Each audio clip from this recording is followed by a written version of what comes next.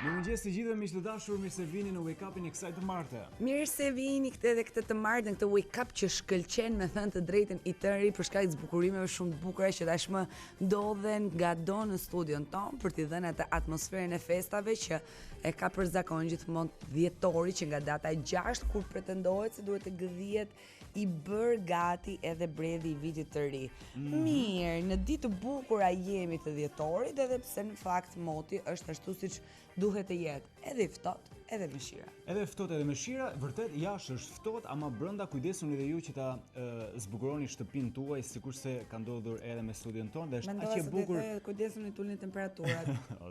ose në varësi të si ndiheni ju, ama jashtë ka një lloj ftohtësie sepse jemi po shkojmë drejt mes Dhjetorit, po thosha që gjithsesi ajo ngrohtësia që vjen në këtë periudhë brenda shtëpisë mund të ndihmohet edhe nëpërmjet zbukurimeve. Ne nga që kemi studion aq të bukur dhe shijojmë aq shumë çdo sekond, edhe pas orës 10 nuk na iket nga studio, ja. Po, edhe si qëndron në studio edhe një 45 minuta nuk del nga studio. Ne marrim zvarr me zorë, bën rezistencë. Po thosha për elementet e studios janë bërë me kaq shumë për kujdesi dhe dashuri në çdo detaj të vogël. Ja ëngjëlli prap, që është një prej detajeve nga një marr një mrapsht me shumë për kujdesi edhe me çdo skalet që ne kemi patur për gjatë sezonit shkuar i kemi dorëzuar tek artizanët, edhe nëpërmjet punës me dorë kanë arritur të krijojnë këtë mrekulli, e cila na shoqëron deri në janar dhe kemi merakun se si kjo është nga vjet një prej gjërave më të bukura që kanë ngjerë. Nga erdhi frymëzimi për si vjet janë këto dy poçat këtu të bërë me fotografitë tona në Wake Up. Edhe sigurisht që thamë, ju meritoni një shans real për të dekoruar të gjithë studion e Wake Up. Është një ide shumë e bukur. Shtëpinë e saj nuk e dim si e ka dekoruar Adiola, por nëse ka nevojë një marrë një mrapsht është aty për ty. Mirëmëngjes Adiola. Mirëmëngjes. Mirëmëngjes Adiola. Si jeti sot? Shumë mirë. Megjithëse ky shiu pak në mëngjes të bën ato të vështirë zgjimin, por që shumë mirë. Po, ta bën më të mbëlgjumin, me thënë të drejtën, megjithatë ne u zgjuam ja tek jemi larg dhe kështu do të bëjnë të gjithë, s'kan ku shkojnë do zgjohen, do të nisin ditën e tyre. Por na thuaj se do të jetë dita mbi për sot. Përpara se të shkosh te temperaturat, ka zëra qarkullojnë lajme se Shqipëria do të përfshihet nga një ftohtë arktik. Do na shpjegosh pak? Në fakt Isli, sipas parashikimeve tona që zakonisht në 99.9% të rasteve janë të sakta, nuk ka të ftohtë arktik në Dhjetor. Duke qenë se masat arktike që përfshin territorin duhet të shënojnë në temperatura nën zero, thuajse në të gjithë territorin shqiptar, për momentin nuk ka sinjale që Shqipëria do të përfshihet nga i ftohtë arktik. Do të thënë i ftohti që përjetojmë është krejtësisht normal, por Dhjetori nuk ka asgjë arktike. Madje temperaturat e Dhjetorit deri tani janë më të larta se vlerat normale klimatike të muajit, sepse jemi zyrtarisht në muajin e dimrit dhe ne kemi akoma temperatura vjeshte. E vërtet, edhe kjo është e ndjeshme për gjithë. Është akoma shumë ngrohtë. Qytetrim të qetë, edhe po dëgjojmë. Në fakt dita sot paraqitet kryesisht me vranësira dhe shira në të gjithë territorin, ku në zonat malore në lartësinë mbi 900 metra nga niveli i detit do të kemi rreshje dëbore, ndërsa gjatë orëve të pasdites do të kemi përmirësim gradual të situatës në zonat e ultësirës perëndimore dhe në zonat e ulta, ndërsa shira do të vijojnë të mbetet prezent në zonat malore. Dita e nesërme, dita e mërkurë, paraqitet kryesisht me kthjellime në pjesën më të madhe të territorit, por gjatë mëngjesit, zonat jugore, juglindore dhe kryesisht verilindja e territorit do të vijojnë të mbeten me rreshje. Për sa i përket temperaturave të ajrit, sot kanë mbetur konstante gjatë mëngjesit, do të vijojnë të mbeten konstante dhe gjatë mesditës, ndërsa dita e nesërme do të sjellë rënje gjatë mëngjesit dhe një rënje të lehtë edhe gjatë mesditës, duke bërë që vlerat minimale dhe maksimale të luhaten nga -1, -2 gradë Celsius në zonat malore, ndërsa maksimumi parashikohet deri në 14-15 gradë Celsius ditën e nesërme. Për sa i përket territorit të Kosovës, sot paraqitet me vranësira dhe rreshje dëbore në pjesën më të madhe të territorit deri në orët e mesditës, kur do të kemi përmirësim gradual të kushteve atmosferike, duke filluar nga zonat perëndimore dhe vranësirat do të zhvendosen drejt zonave lindore, duke bërë që dita e nesërme të jetë kryesisht me kthjellime dhe vranësira në Kosovë. Për sa i përket temperaturave në Kosovë, kam mësuar një rënje të lehtë gjatë mëngjesit, por dhe gjatë mesditës do të vijojë rënja, duke bërë që vlerat minimale dhe maksimale sot luhaten nga -3, -4 gradë Celsius në Kosovë, ndërsa maksimumi parashikohet 12 gradë Celsius. Dita e nesërme do të sjellë sërish një rënje me 2 gradë më ndjeshme kjo gjatë mesditës, duke bërë që maksimumi ditën e nesërme të ngjitet në 9 gradë Celsius. E qartë. Këto ishin dhe detajet për sot dhe nesër. Faleminderit shumë Adiola dashur, do dëgjohemi sërish nesër, do të shihemi sërish nesër, gjithmonë kënaqësi të kemi ty në mëngjeset tona, ku na jep këto informacionet e sakta për motin. 99.9%. Të mbartë.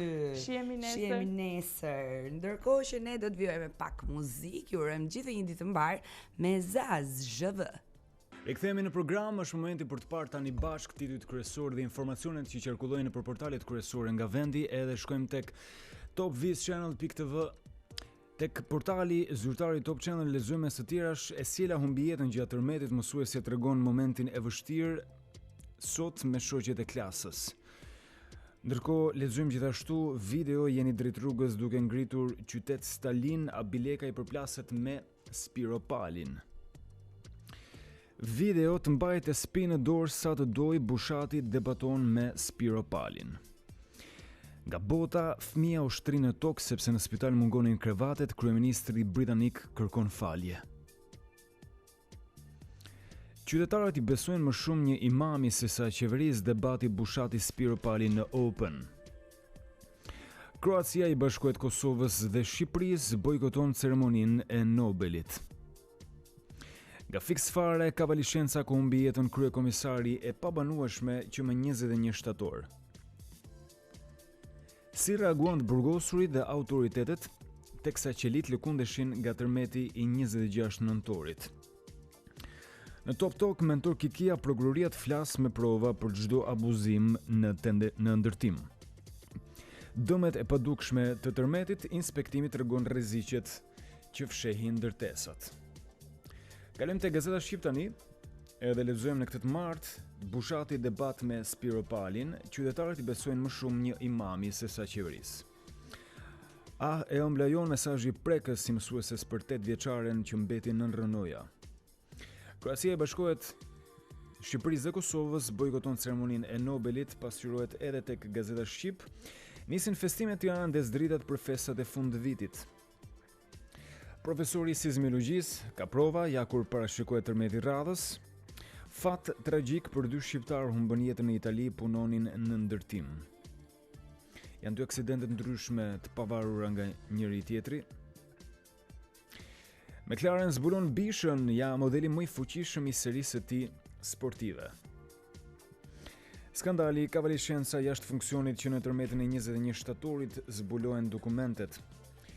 Pest pandehur, 840 kg drogë mbeten peng në mes të detit, destinacioni ishte Sicilia, raporton Gazeta Shqip Online. Shkrimi tronditës në Washington Post, amerikanët mashtruan për 18 vjet me luftën në Afganistan. E lexoni me detaje në brendësi. Aplikacioni tërmetit po çmend shqiptarët edhe me intensitet 2.9 ball Richter. Çështja babale, ish deputetët do të bllokojnë gjykatën, pritet vendimi për Ervin Salianin. Ndërkohë që kalojmë tek Gazeta Shqiptare. GSH.al është adresa e saj. Kush është i riu që u vra me armëzjarri në Kavaj, zbulohet e shkuara e tij. Çarje si këtu s'kan paraskund, eksperti rumun brenda ndërtesave ishte katastrofë. Shitblerje pavarësisë, raporti dyshim i Bexhet Pasollit me diplomatin nga Maldivet. Xhelozia për shkëlqenin planet për dasmën, Armina i thotë të gjitha, zot pranoja kur të kishte shoqje ish partneren. Bordhe, temperatura minus, Shqipëria preket nga i ftohti arktik, që në fakt si lajm nuk është plotësisht i sakt për shkak se të paktën në këtë muaj që jemi do të kemi temperatura më se normale sa i takon një muaji dimri siç është dhjetori. Konfirmuam edhe nisjet programit nga kolega jone Meteo Adiola Bani, kështu që thjesht përgatituni për një dimër normal të paktën sa i takon fund vitit. Ndërkohë, majku, nuk mund të them që ajo që po bën qeveria tani është gjëja më e zgjuar. Doriqet gjyqtarja që firmosi arrest shtëpie për ish-ministrin Tahiri, zbulohet motivi. Burri u arrestua se keq trajtoi vajzën 2 muajsh, e drama e nënës së 2 fëmijëve azilant në Francë, më kërcënoi se do të më vras. Tërmeti u shkatroi banesat gat marrin surprizën e jetës live, shoqata udhëron shtëpi. Kalojmë tek informacionet e pasqyruara tek Panorama Online, panorama.com.al, shkruan 5 akte të ndryshme konstatimi, inxhinieri po bën shumë gabime në një tërmet tjetër Durrësi do të rrëzohet më shumë. Për të patur parasysh kjo. Qytetarët i besojnë më shumë një imami sa qeverisë, andi Bushati debati me Spiropalin. Në brendësi më shumë detaje, sikurse lexoni çfarë të thoja syve të lotuar të fëmijëve, mesazhi therrë si mësueses për voglushe që mbetin në rrënoja në Durrës ndroi jetë bashkë me të ëmën. Procesi i hapjes së negociatave, Maqedonia e Veriut propozon ndarjen nga Shqipëria. Pra pas skenat për negociatat, krye diplomati grek mbledh homologët nga 20 vende të Bashkimit Evropian, çfarë do ndodh me Shqipërinë dhe Maqedoninë e Veriut. Duhet një kohë e gjatë për të tundur 2 kontinentet, profesori sismologjisë është e provuar ja kur parashikohet tërmeti radhës. Tërmeti ishte afër nivelit katastrofik, inxhinieri shumica e banesave që do të shembenin ato që janë ndërtuar para 60 vjetësh. Kishim që në orën 11 që pinim, zbardhet dëshmia e pronarit lokalit që vrau triun në Kavaj. 2 shqiptarë vdesin në mënyrë tragjike, lanë pas gratë dhe 4 fëmijë jetim në Itali. Mbetën në çadra që prej 1 qershorit birë në premtimet e Edi Ramës pas tërmetit në Korç i treti koha. Në tryez e takimi me kryeministrin, Lubonja këshillon Lulieta Bozon, flet gjëra të mençura por nuk ke pse bëhesh përgjegjëse për një dështim. Sondazhi, korrupsioni dhe politika pengesa kryesore për integrimin, shumica e studentëve dyshues si negociatat hapen vitin e ardhshëm. Studentëve me të vogël nuk kanë nevojë me të madhe. Çështja babale, nesër seansa për Ervin Saljanin dhe gazetarin Basha porosit posaçme grupit dhe antarëve të kryesisë. Pallati i Marsida Qatjes trondit sërish Kavajën, 29 vjeçari vritet nga pronari i lokalit. Edhe hajde me revesh lidhe ka me vajzën e përmendur aty.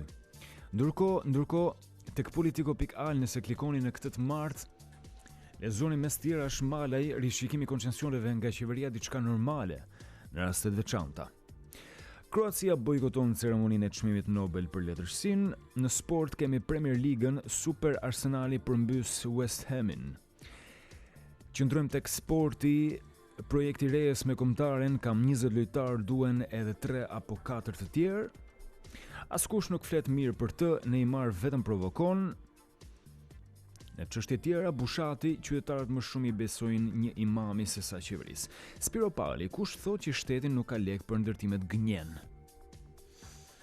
Profesori sismologjisë tregon se kur do të përsëritet tërmet si ai i 26 nëntorit.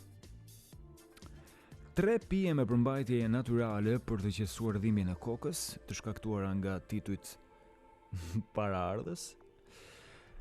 Caka i takon komisionerin e Bashkimit Evropian për zgjerim, Shqipëria do të vazhdojë reformat modernizuese. Ndërkohë, kalojmë tek gazeta Tema për të lexuar disa artikuj që ofron ajo në këtë të martë.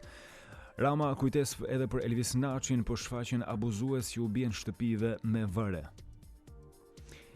Lidhja e shqiptarëve me rakin, firakët janë më pjanecët, ja qytetet që konsumojnë më shumë alkool. Opa na iku. Agustin Kola, tironësit janë të butë. Erdhën këta ja bën xhin nga rrethet dhe bën rrëmuj kryeqytetin kush u hapi derën. Izraeli prodhon pajisjen që parashikon tërmet tetor përpara, ambasadori i Izraelit në Tiranë, ja kur del në treg, Ilir Meta, pajisja e gjallë ende pa arritshme. Inxhinieri Meçi Ramas shkon shjak dhe vendos urgjentisht çdo të bësh me ndërtesat në Durrës. Turqia trezon ujërat e Greqisë në lojë edhe pakti me Shqipërinë.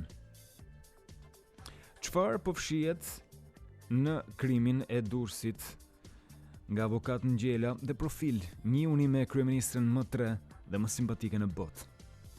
Tek gazeta Tema. Ndërkohë, ne kalojmë tek Mapo Online shkruan ndryshime në polici zbulojnë emrat që lëvizin në Tiranë dhe Kavaj. Qëndrën Kavaj tek vrasja që ka ndodhur atje, kishim 7 orë që pinim, u ersova dhe e qellova. Në Tiranë hitet nga kati 4 i spitali ndron jetë 65 vjeçarja. Vrasja marrëm zjarrin Kavaj, një i vdekur, është lajmi që kemi parë edhe në portalet disa çaste më parë. Pompeo do të ndalojmë hyrjen në SBA zyrtarëve të korruptuar. Nxirret nga Gremina, efektivi Reneas transportohet me helikopter drejt Traumës. Të tjera e lëkundi në Durrës, 4 tërmete brenda pak minutave. 8 dhjetor 90 ja vdekja e Liri si shpërtheu lëvizja studentore. Dimër ekonomik, Basha rikujton 5 propozimet për zonat e prekura nga tërmeti. Godina 15 si ushem simboli lëvizjes studentore 1990. Teksa ne kalojmë tek lapsi.al. Lapsi është portali radhës, Lubonja, Rama po bën spektakël me tërmetin. Negociatat Maqedonia e Veriut kërkon të ndahet nga Shqipëria. Profesori i tërmeteve tregon kur mund të ketë një tjetër shkundje të fortë. Lëvizjen e policinë e shtetit ndryshojnë shefat e komisariateve. Zbardhe dëshmia e autorit vrasjes në Kavaj, po pinim që prej orës 11 mëngjesit. E tmeshme. Ishte lapsi.al, portali i fundit që pam në këtë të martë. U informuam kështu edhe pam titujt kryesor që qarkullonin për të kuptuar se çfarë kishte ndodhur në këtë 24 orëshin e fundit. Ndërkohë që shkojmë edhe tek bursa. Në tregun valutor sot kemi raporte të tilla me lekun. Me monedat kryesore shkojmë tek dollari, sot këmbet me 110.8 lek. Kemi euron që këmbet me 122.7, franga zvicrane këmbet me 111.5 dhe poundi britanik me 145. Ndërkohë, në raportin euro-dollar, sot një dollar këmbet me 0.9 eurocent dhe 1 euro sot këmbet me 1.1 dollar. Ky është e kursi këmbimit valutor. Ju sjellim këngë shumë të bukur tani, Bon Jovi, Living on a Prayer.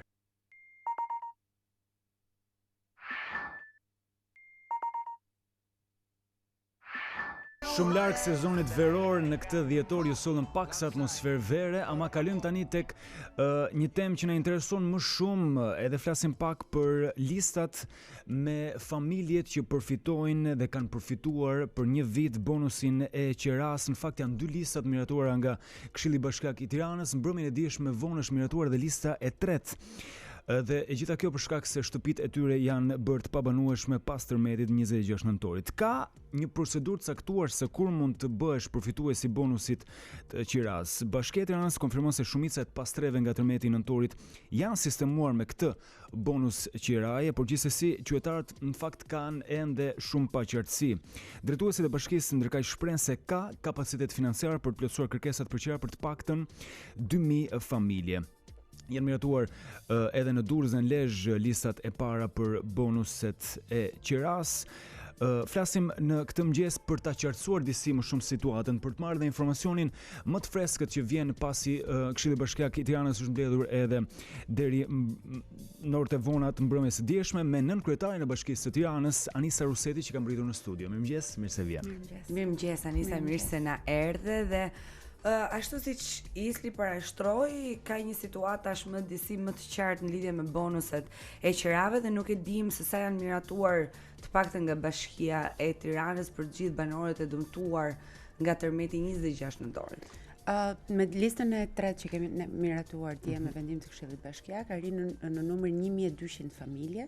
Kryesisht kanë qenë të gjitha familjet që janë prekur nga tërmeti ose që godinat e tyre janë prishur apo që janë në një fazë vlerësimi, ku Instituti i Ndërtimit ka dhënë një vendim të menjëhershëm për evakuimin e banorëve, derisa ndërtesa e tyre të kalojë një vlerësimi më të thelluar ose të duhet të ketë rikonstruksion të asaj godine, dhe në këtë mënyrë ne kemi bërë evakuimin e banorëve dhe automatikisht të gjithë ata banorë që kanë pasur këtë vendim apo për një arsye apo për një tjetër shtëpia e tyre është e pabanueshme, qoftë edhe nga vlerësimi i tyre, ata kanë kaluar me programin tonë të bonusit të qirasë për një vit. Po nga tërmeti 21 shtatorit, a ka familje që gjithashtu kanë marrë bonusin e qirasë? Bonusi i qirasë është një program të cilin ne e kemi aplikuar tashmë prej 5 vitesh. Të gjitha familjet, jo vetëm për shkaqe të fatkeqësive natyrore siç është tërmeti, përmbytjet, po edhe për shkaqe që nuk arrin dot të plotësojnë nivelin e të ardhurave për të përfituar, për të pasur mundësi për të marrë një shtëpi me qira, ne ja paguajmë këtë bonusin e qirasë, kështu që sigurojmë që familjet kanë një strehim dinjitoz edhe të sigurt për vete dhe për fëmijët e tyre, dhe ndërkohë që me të ardhurat që ato marrin arrin të plotësojnë disa nevoja të tjera.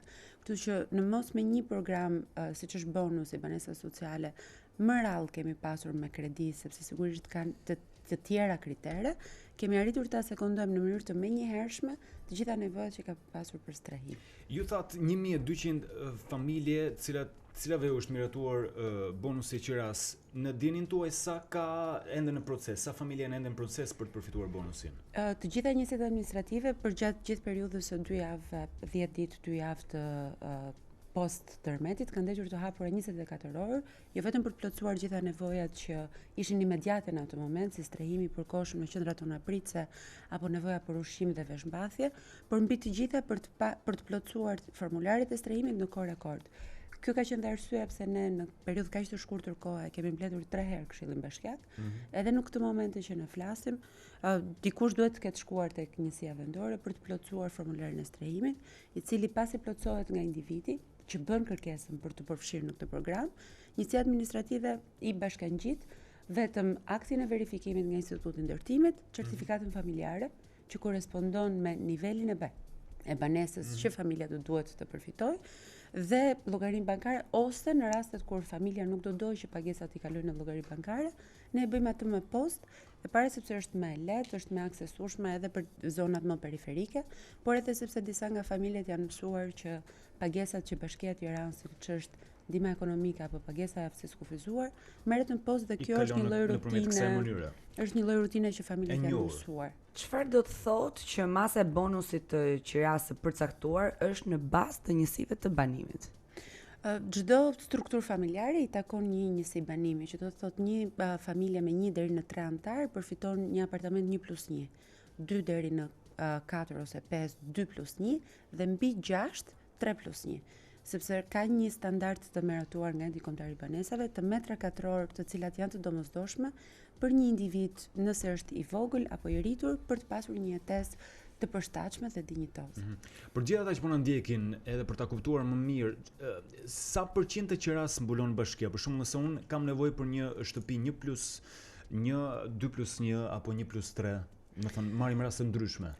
Me ligjin e strehimit miratohet edhe kur ne kemi rastet e bonusit të qirasë apo pagesat të tjera që lidhen me strehimin, ne duhet shkojmë deri në 70-80% të pagesës. Në këtë rast, për shkak të emergjencës, ne kemi kaluar në 100% dhe kemi bërë një vlerësim të tregut 2 ditë pas tërmetit, duke e gjykuar që sidomos zona që është në kombinat dhe ajo në kinostudio dhe zona periferike apo njëse 11 në Laprak, janë zonat të cilat ishin prekur më shumë nga tërmeti, dhe ne vlerësuam tregun e imobiliarit në këto 3 zona tipike dhe gjetëm një mesatare të një shtëpie e cila i përmbush kriteret për të marrë me një herë dhe të jetë me një herë e banueshme nga qytetarët, dhe kjo do të thotë që ne paguajmë 100% të vlerës së qirasë së tregut. Dhe kemi vlerësuar që rreth 18.000 lekë të reja në këto zona mund të gjesh një shtëpi 1+1, 22.000 lekë dhe 27.000 lekë për 3+1. Sidomos banorët dhe qytetarët cilët janë dëmtuar banesat e tyre për shkak të tërmetit, një krye familjar çfarë duhet të bëjë për të përfituar këtë bonus? Cilat janë procedurat, ku duhet të drejtohet dhe çfarë duhet ketë parasysh? Shkon tek njësia administrative, e cila paraprakisht ka qenë aty me qytetarin në momentin që është vlerësuar godina. Qytetarët nga meraku që kanë qoftë për dëme të mëdhaja apo të vogla, apo meraku që ata duan që një përfaqësues i njësisë administrative apo i Bashkisë Tiranë t'i vlerësoj, shkon i shoqëron ata dhe banesat e tyre, bëhet akt verifikimi dhe në momentin që është marrë vendimi që banesa duhet të evakuohet, qytetari i rikthehet dhe njëherë njësisë administrative, plotëson formularin e strehimit i cili është specifik në këtë rast, ku vetë formulari tregon që duhet plotësuar për shkak sepse banesa është prekur nga tërmeti datës 26 nëntor.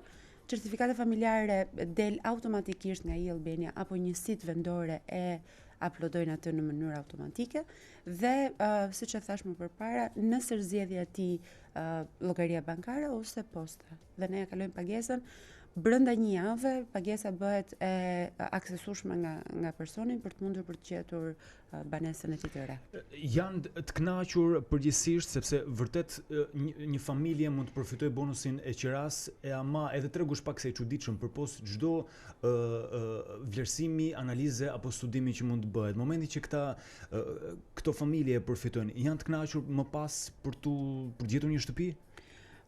Ne deri tani në këtë moment që flasim kemi vetëm 3 ditë që kanë filluar të disbursohen të gjitha pagesat. Kemi rreth 340 familje të cilat janë akomoduar tashmë me banesa me qira. Pra kanë gjetur një mënyrë alternative.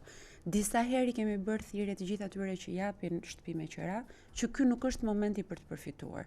Pra në thelb vazhdojmë të jemi ende në një situatë të jashtëzakonshme emergjence, ku njerëzit sekundër treguan që ishin shumë solidarë, me gjithçka ndihmuan gjatë ditëve të para pas tërmetit, duke sjellë qoftë edhe të çadra e bashkisë apo duke na akomoduar persona që ishin nëna me fëmijë apo persona të moshuar në shtëpitë e tyre, në apartamentet e tyre, do duhet të vazhdojnë të tregojnë këtë edhe me çështjen e bonusit të qirasë, duke mos i rritur artificialisht çmimet e shtëpive të tyre, por duke u treguar real me atë çfarë ofronte tregu para se kjo tragjedi të ndodhte dhe duke qenë pak më solidar me ata që do e kenë të vetmen mundësi strehimi deri kur shtëpia e tyre të mund të rindërtohet nga para apo të ristrukturohet ajo ekzistuese. Që në fakt duket se tregu imobiliar ka pësuar një farë goditje në këtë kontekst, edhe çmimet kanë patur një luhatje, ne kemi diskutuar edhe me ekspert në studio në fakt për atë se si ndikoi tërmeti pikërisht edhe në rritjen e çmimeve, por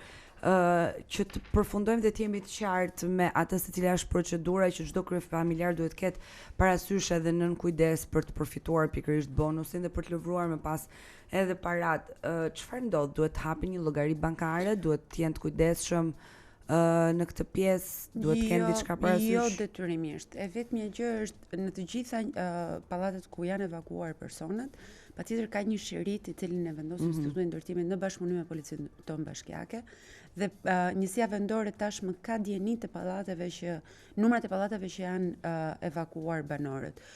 Thjesht personi duhet të shkojë te njësia, të plotësojë këtë formularin, certifikatën familjare, kjo na ndihmon për ta lidhur atë me strukturën që do duhet të përfitoj pagesën dhe asnjë gjë tjetër. Për afërsisht sa zgjat e gjitha si procedurë? Do me thënë nga fillimi deri në fund që pretendojmë që janë marrë parat. Kjo është një procedurë rekord, fakti që ne kemi eliminuar totalisht të gjitha dokumentat standarde që duhen përdorur në rastet e bonuseve të qirasë. Koha për të plotësuar një formular është 5 deri në 10 minuta për ta plotësuar definitivisht. Ne në kohë po reale na vjen aplikimi në bashki, përgatisim vendimin dhe sekundër ju tashmë jeni në dieni, ditën e parë, herën e parë kemi plotësuar rreth 550 aplikime, brenda 24 orëve të thirrjes tonë për qytetarët për të shkuar për të aplikuar, dhe tashmë në 4-5 ditë kemi arritur në 1200. Kështu që periudha e kohës është thjesht brenda një jave nga momenti i aplikimit deri në marrjen fizikisht të pagesës për të marrë shtëpinë me qira. E qartë. Edhe nëse do jepnim një shifër, cila do të ishte shifra që përgjithsisht përfitohet? Me thënë, në një minimum dhe në një maksimum. Minimumi është 18.000 lekë të reja dhe maksimumi për është 1+1 letë. Për 1+1 dhe 27.000 lekë të reja për 3+1. Okej. Këto janë. Okej. Si të duket Isli? E gjen një shtëpi? Aq vështirë shumë. Prandaj kishim interes në cilën zonë mund të gjesh më aq. Astir, kombinat, pallati me shigjeta dhe pjesa e unazës së re, pjesa tek kino studio, një pjesë e dajtit edhe freskut. Pse them, dikur më është dashur të kërkoj një apartament të vogël në Laprak, dhe kur them dikur para 2 vjetësh, dhe nuk kam gjetur garsoniere më pak se 20.000 lekë. Flasim për të mobiluar apo jo? Po, me gjatë profesorit dim se sa çfarë mobilimi bëhet fjalë. Ka dhe një gjë, sepse mbas 5 vjetësh që ne merrem me këtë program, nëse ti e ke kërkuar në qendër të Laprakës apo pak më në periferi. Qendra e Laprakës dhe periferia nuk përbën asnjë lloj ndryshimi. Po fare. Nëse unë nuk do doja shumë të inkurajoja atë gjithë persona. Do doja shumë të çoj qorazi. Jo, do doja shumë të inkurajoja atë gjithëve sepse do jetë e vetmja mënyrë. Ne nuk do donim që t'i mbanim gjatë në qendra sociale. Detyra jonë është patjetër se do ishim të gatshëm në një shtëpi. Por janë shumë më mirë në një shtëpi ku përdorin transport urban, gjejnë një alternativë për çerë dhe kopshte, sesa ata që të qëndrojnë pak më shumë qetësi për familjarët e tyre në intimitet të paktën krahasimisht me një vend ku janë të gjithë të lënduar njësoj dhe të stresuar njësoj. Ajo është momenti i parë i emergjencës për të strehuar në kushte optimale në ato kushte, por nuk është kushtësi një zgjidhje afatgjate për askënd nga familja. Ndërkohë, në këtë vëzhgimin që është bërë që shumë i nevojshëm, edhe ka informacion sa është numri apartamenteve që janë të lira në Tiranë, sepse një pjesë e mirë e njerëzve që janë dëmtuar në për aty ku ka qenë epiqendra e tërmetit, kanë një lloj dëshire për të ardhur në Tiranë, ndoshta edhe për të shkëputur paksa edhe për t'u larguar fiks Vatrës, ku ata në fakt kanë përjetuar dhe kanë parë tmerr me sy. Kështu që është me interes për ditur që kemi në mundësi apo nuk kemi. Kemi dy tipologji të familjeve dhe të personave që vendosin. Ka nga ata që edhe pse tërmeti ka prekur një zonë të saktuar, duan të vazhdojnë të qëndrojnë në atë zonë. Kjo për shkak të punës që ata kanë, qerë dhe kopshte, shërbimeve publike dhe jetës së ndërtuar aty, dhe kjo është normale. Në rastin e Tiranës ne nuk kemi pasur rrëzim të pallateve apo humbje të jetës përveç për fat të keq të një vajze në kombinat, e cila familja vet, ne jemi ende duke biseduar me familjen dhe ajo ka zgjedhur, ne kemi ofruar një banesë në Shkozë me logjikën që familja nuk do donte më të qëndronte në kombinat për shkak të tragjedisë së përjetuar, por familja vet na ka kërkuar që ne do donim të gjenim një shtëpi në kombinat për shkak të afërmeve kështu më radh. Ne kemi patur një program edhe gjatë lidhjeve të shpeshta që kemi bërë me sidomos me qytetarë nga Durrësi, të cilët kanë qenë në epiqendër edhe kanë parë shëmbjen apo dëmtimin madhor të ndërtesave dhe nuk kanë dashur të familjet e thumanes e të Durrësit për shkak të traumës shumë të madhe që ata kanë pasur.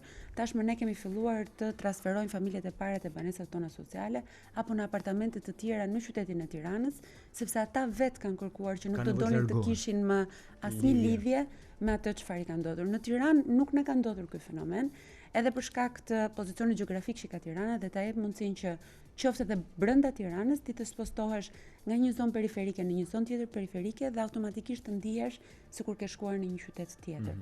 Pra ndryshe nga tipologjia që ka zgjedhur Durrësi dhe Thumana, Tirana i përgjigjet një tjetër lloj nevoje. Ndërkohë, kryebashkiaku Veliaj ka thënë se vatrat më nxehta nga dëmtimet e tërmetit 26 nëntorit kanë qenë pikërisht në ish komuna ku janë dhënë leje në shkelje të hapur me ligjin. A vlen bonusi qirasë edhe për banorët e fshatrave? Në këtë moment që flasim, ne kemi pasur bonus vetëm për njësinë administrative Krab, e cila ishte prekur me një pallat, ndërsa shumica e shtëpiave në fshat kanë preferuar që të akomodohen me çadra, sepse ata janë të lidhur shumë me tokën edhe me baktin që kanë aty. Kështu që ne i kemi montuar, i kemi bërë të mundur një çadër pranë banesës që kanë ata aktualisht, por patjetër janë të lirë të aplikojnë për bonusin e qirasë. Është pak më e vështirë të gjesh një shtëpi me qira në fshat, por edhe sepse vetë familjarët nuk duan të largohen nga toka e tyre që i përket edhe mënyra e tyre e jetesës.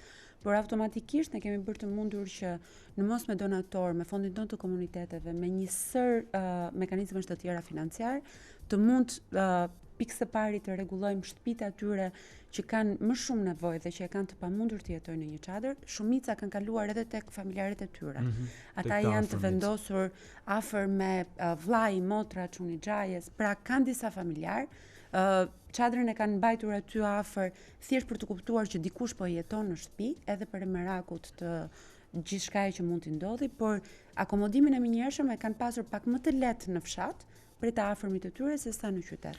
Por edhe në rastin e tyre, nëse ata duan të aplikojnë për bonus e qirasë, janë të lirë ta bëjnë këtë, por ne po i orientojmë drejt programit e kemi më të lehtë që ato lek t'i përdorin për të rregulluar çatin, shtëpinë edhe për t'ia sjell sa më shpejt në gjendje normale shtëpinë e tyre, sesa ata dhe të kenë këtë opsionin tjetër i cili nuk është shumë i favorshëm në kushtet e tyre. Sa kohë mund të zgjasë gjithë kjo? Sa kohë mund të duhet Bashkisë së Tiranës që të mbajë gjithë këtë familje me këtë pagesë? Duket një shifër e konsiderueshme nëse i shkojmë në një total final. Shifra është, por ishte vetmja zgjidhje që ne kishim edhe për emergjencën. Tani do duhet që pas në një fazë të dytë të bëjmë vlerësimin e dëmeve të apartamenteve dhe të pallateve që kanë ndodhur dhe në kohë reale do duhet të kemi se sa do duhet të shkojë fondi për rikonstruksionin e apartamenteve dhe sa nga pallatet do duhet i prishim definitivisht për t'i ndërtuar të reja. Kanë qenë pallate të amortizuara edhe pa ndodhur tërmeti. Kjo është thjesht një mundësi që po jepet Bashkisë Tiranë, po edhe qytetarëve që kanë jetuar në këto pallate të mund të jetojnë në një shtëpi të re, po unë besoj që edhe ata që kanë përfituar një vit, në momentin që pallati i tyre bëhet i banueshëm, automatikisht do duhet të kalojnë tek shtëpitë e tyre dhe do humbin të drejtën për të përfituar bonus, ndërkohë që ata që do duhet që pallati të ndërtohet nga para, mbase do duhet edhe 2 vjet ose më shumë derisa kjo të ndodhi. Jemi disi më të qartë. Edhe faleminderit që ishe këtë mëngjes me ne. Anisa Ruseti, nënkryetari i Bashkisë së Tiranës, për më shumë informacion për gjithë ata që vrisin mendjen apo donin më shumë informacion në këtë pjesë të parë të programit. Ka përfunduar ora e parë, kthehemi në pjesën e dytë. Flash në Top Albania Radio. Sot rinis mësimin në universitetet, është shkëputur pas lëkundjeve të fuqishme të tërmetit të 26 nëntorit, mira të rinj rikthehen sot në auditorët e fakulteteve. Rifillimi i mësimit i parapriu inspektimi i godinave nga ekspertë të ndërtimit për të konstatuar sigurinë e tyre. Ndërkaq dje u rihapën shkollat e sistemit parauniversitar në zonat e prekura nga tërmeti në Tiranë, Durrës, Vore, Kurbin. 3 prokurori në Tiranë, Durrës dhe Krujë po hetojnë për pallatet e shembura e të dëmtuara nga tërmeti 26 nëntorit. Për këtë çështje janë marrë në pyetje inxhinier zyrtar, por po ashtu janë mbledhur dosjet e plota. Hetimi do të ndahet në 3 çështje për shtëpitë që janë rënuar kryesisht në Thuman dhe masat që janë marrë pas tërmeteve. Gjithashtu do të hetohet nëse ka patur akt konstatimi për pallatet e shembura në Thuman apo ju është deklaruar se janë të pabanueshme. Në mbledhjen e dytë të Komitetit të Rindërtimit, kryeministri Rama njoftoi se po përgatitet një ligj i posaçëm për rindërtimin, si dhe një aplikacion për transparencën e çdo qindarke dhënë si donacion. Pritshmëritë për donacione janë të konsiderueshme, tha kryeministri, krahas shumës prej 20 miliard lekësh në buxhetin e shtetit të planifikuar për rindërtim. Nga kjo mbledhje, kryeministri i çeli dritën jeshile nisjes së rindërtimit për banesat private. Kryetari i Partisë Demokratike të Kosovës, Kadri Veseli, ndodhet në Hag, ku sot do të pyetet nga Prokuroria Speciale për Krimet e Luftës në Kosovë. Para nisjes si kryeparlamentari tha se është një moment ndërkombëtar për të rikonfirmuar pastërtinë e luftës së UÇK-s. Muaj më parë ishte Ramush Haradinaj, i cili udhëtoi drejt Hagës për të marrë në pyetje çka solli dhe dorëheqjen e tij si kryeministër i Kosovës. Pas Shqipërisë, Kosovës e Maqedonisë së Veriut, edhe Turqia do të bojkotojë Nobelin për paqe në letërsi. Ambasadori i Turqisë në Stockholm, Haki Emre Junt, konfirmoi se nuk do të marrë pjesë në ceremoninë zyrtare të ndarjes së çmimit për shkrimtarin austriak Peter Handke, i njohur si mbështetës i Slobodan Miloševićit. Vlerësimi për Handken shkaktoi reagim dhe zemërim të fortë jo vetëm në Kosovë e Shqipëri, por edhe në vende të tjera në Ballkan. Kjo është Top Albania Radio. Lajmet në internet në adresën www.topalbaniaradio.com.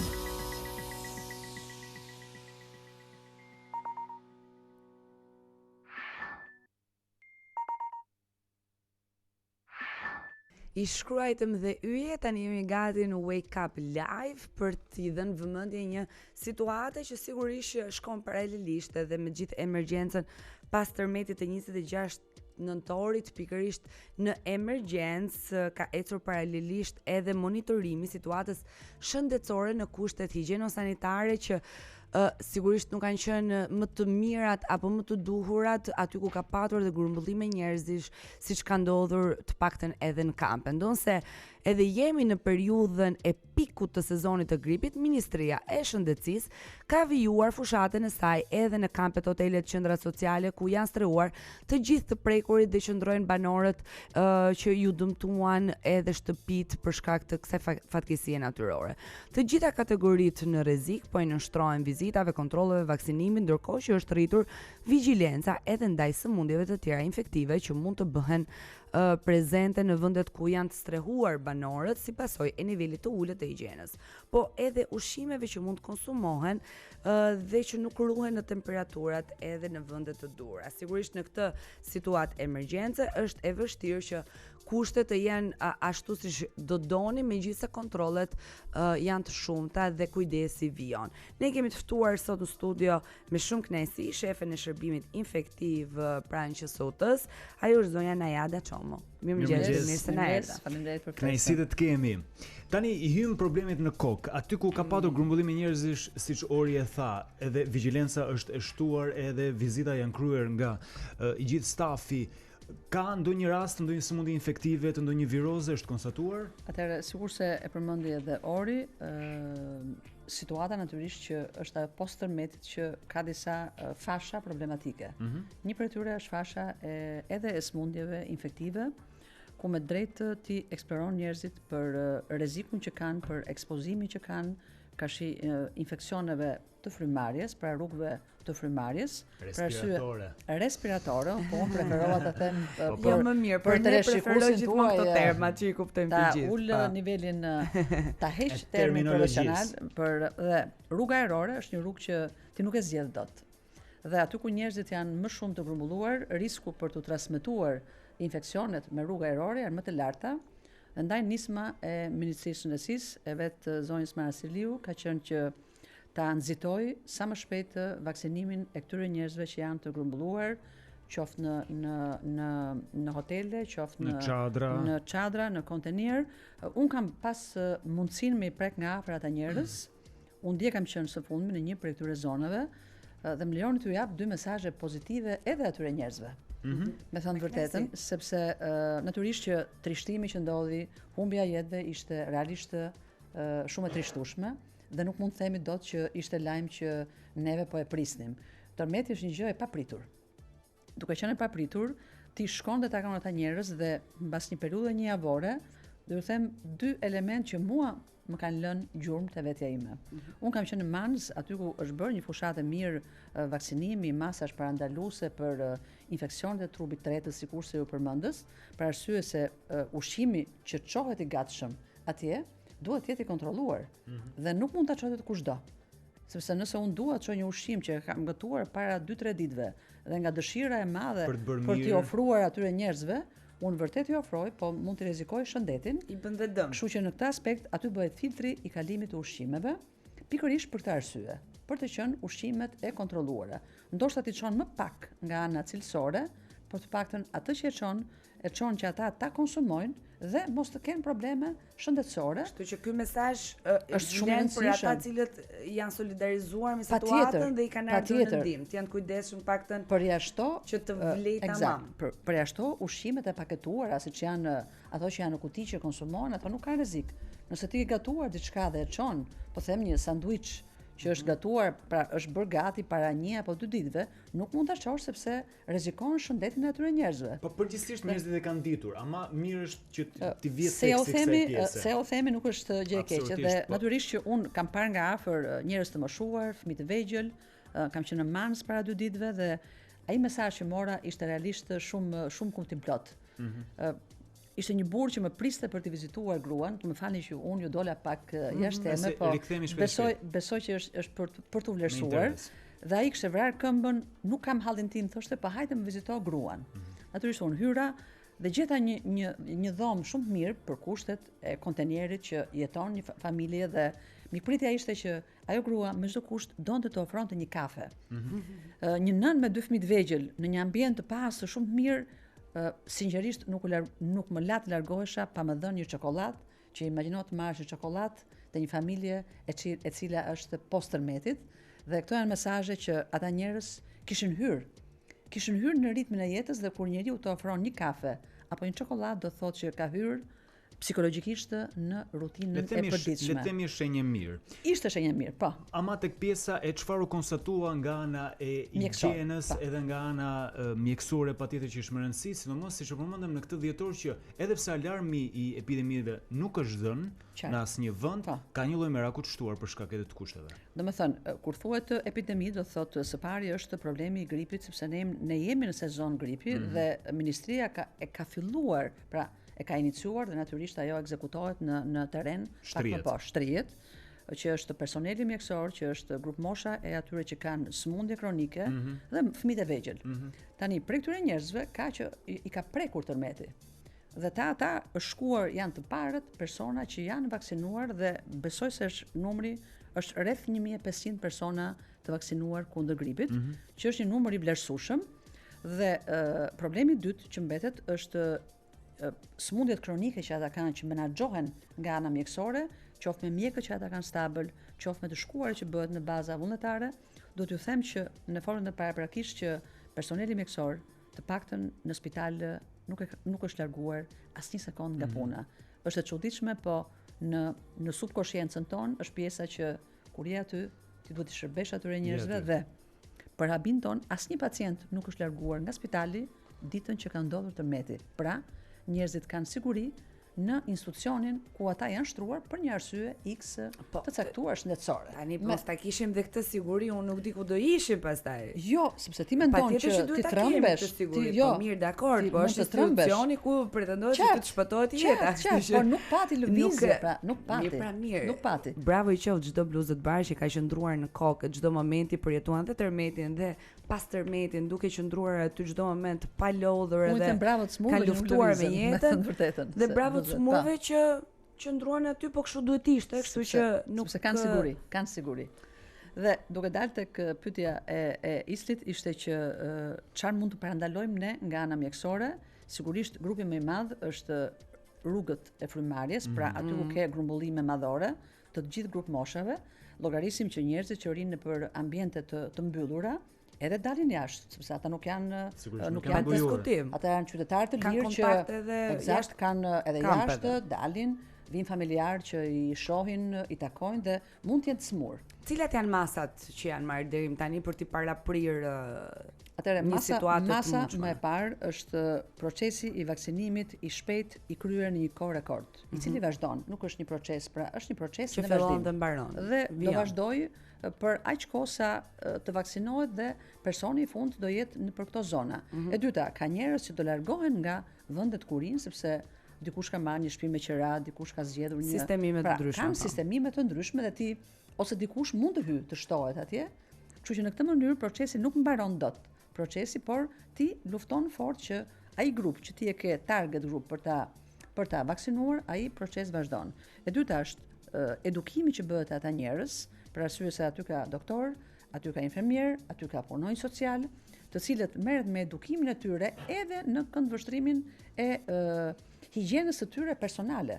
Ne kemi të qartë që ti kur shkon në një ambient që ka një tualetë e përbashkët, apo ke ushqime që ty të vinë të gatshme, kërkohet me çdo kusht të kesh një higjienë të mirë, kështu që higjiena fillon nga moshat e vogla deri tek moshat e mëdha. Dhe e treta që i ofrohet tyre persona, ata janë njerëz dhe mund të smuren nga smundja nga e cila ata vuajnë.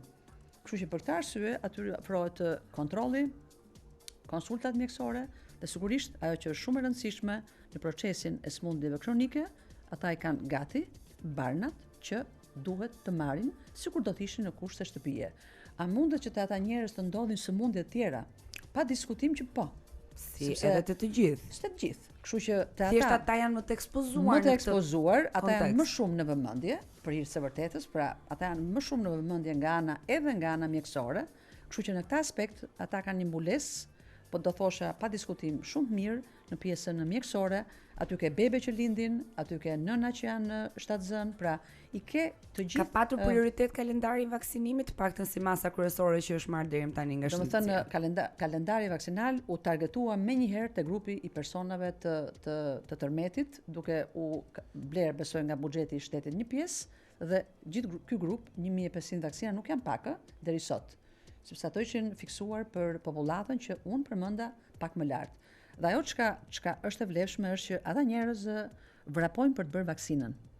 Dhe ky është një sinjal shumë më mirë. Nëse ti në një vend tjetër do bësh pak punë, bindse që popullata në kushte normale ti punon me popullatën që të bindet për të vaksinuar, ata nuk e bëjnë fjalën dy kur ti i thua për vaksinën. Që do të thotë, ata kaluan nga një situatë e tmerrshme dhe tani për ata jeta është kthyer, po themi, deri diku në normalitet, dhe ata janë qytetarë që çfarëdo që ti ofron për shëndetin janë shumë të qartë sepse ata nuk bën të shtojnë dhe vetes halle më shumë se sa kanë. Edhe një problem më tepër, janë të qartë dhe janë të qartë. Po pas fatkeqësive tilla natyrore, Najada, nga cilat smundje rrezikojnë më shumë? Qëndrimi mbyllur, një grup njerëzish më shumë afër me njëri tjetrin se sa në një ditë zakonshme. Duke qenë se un kam qenë antare e disa projekteve që spitalet marrin masa paraprake për tërmetet sikur do të ndodhin. Dhe mua, me thënë vërtetën, kur jam bërë ato trajnime, më është dukur që kjo gjë nuk ka. Kush e di për kur do na duan, nëse do na duan. Kjo nuk duhet asnjëherë. Ndërkohë,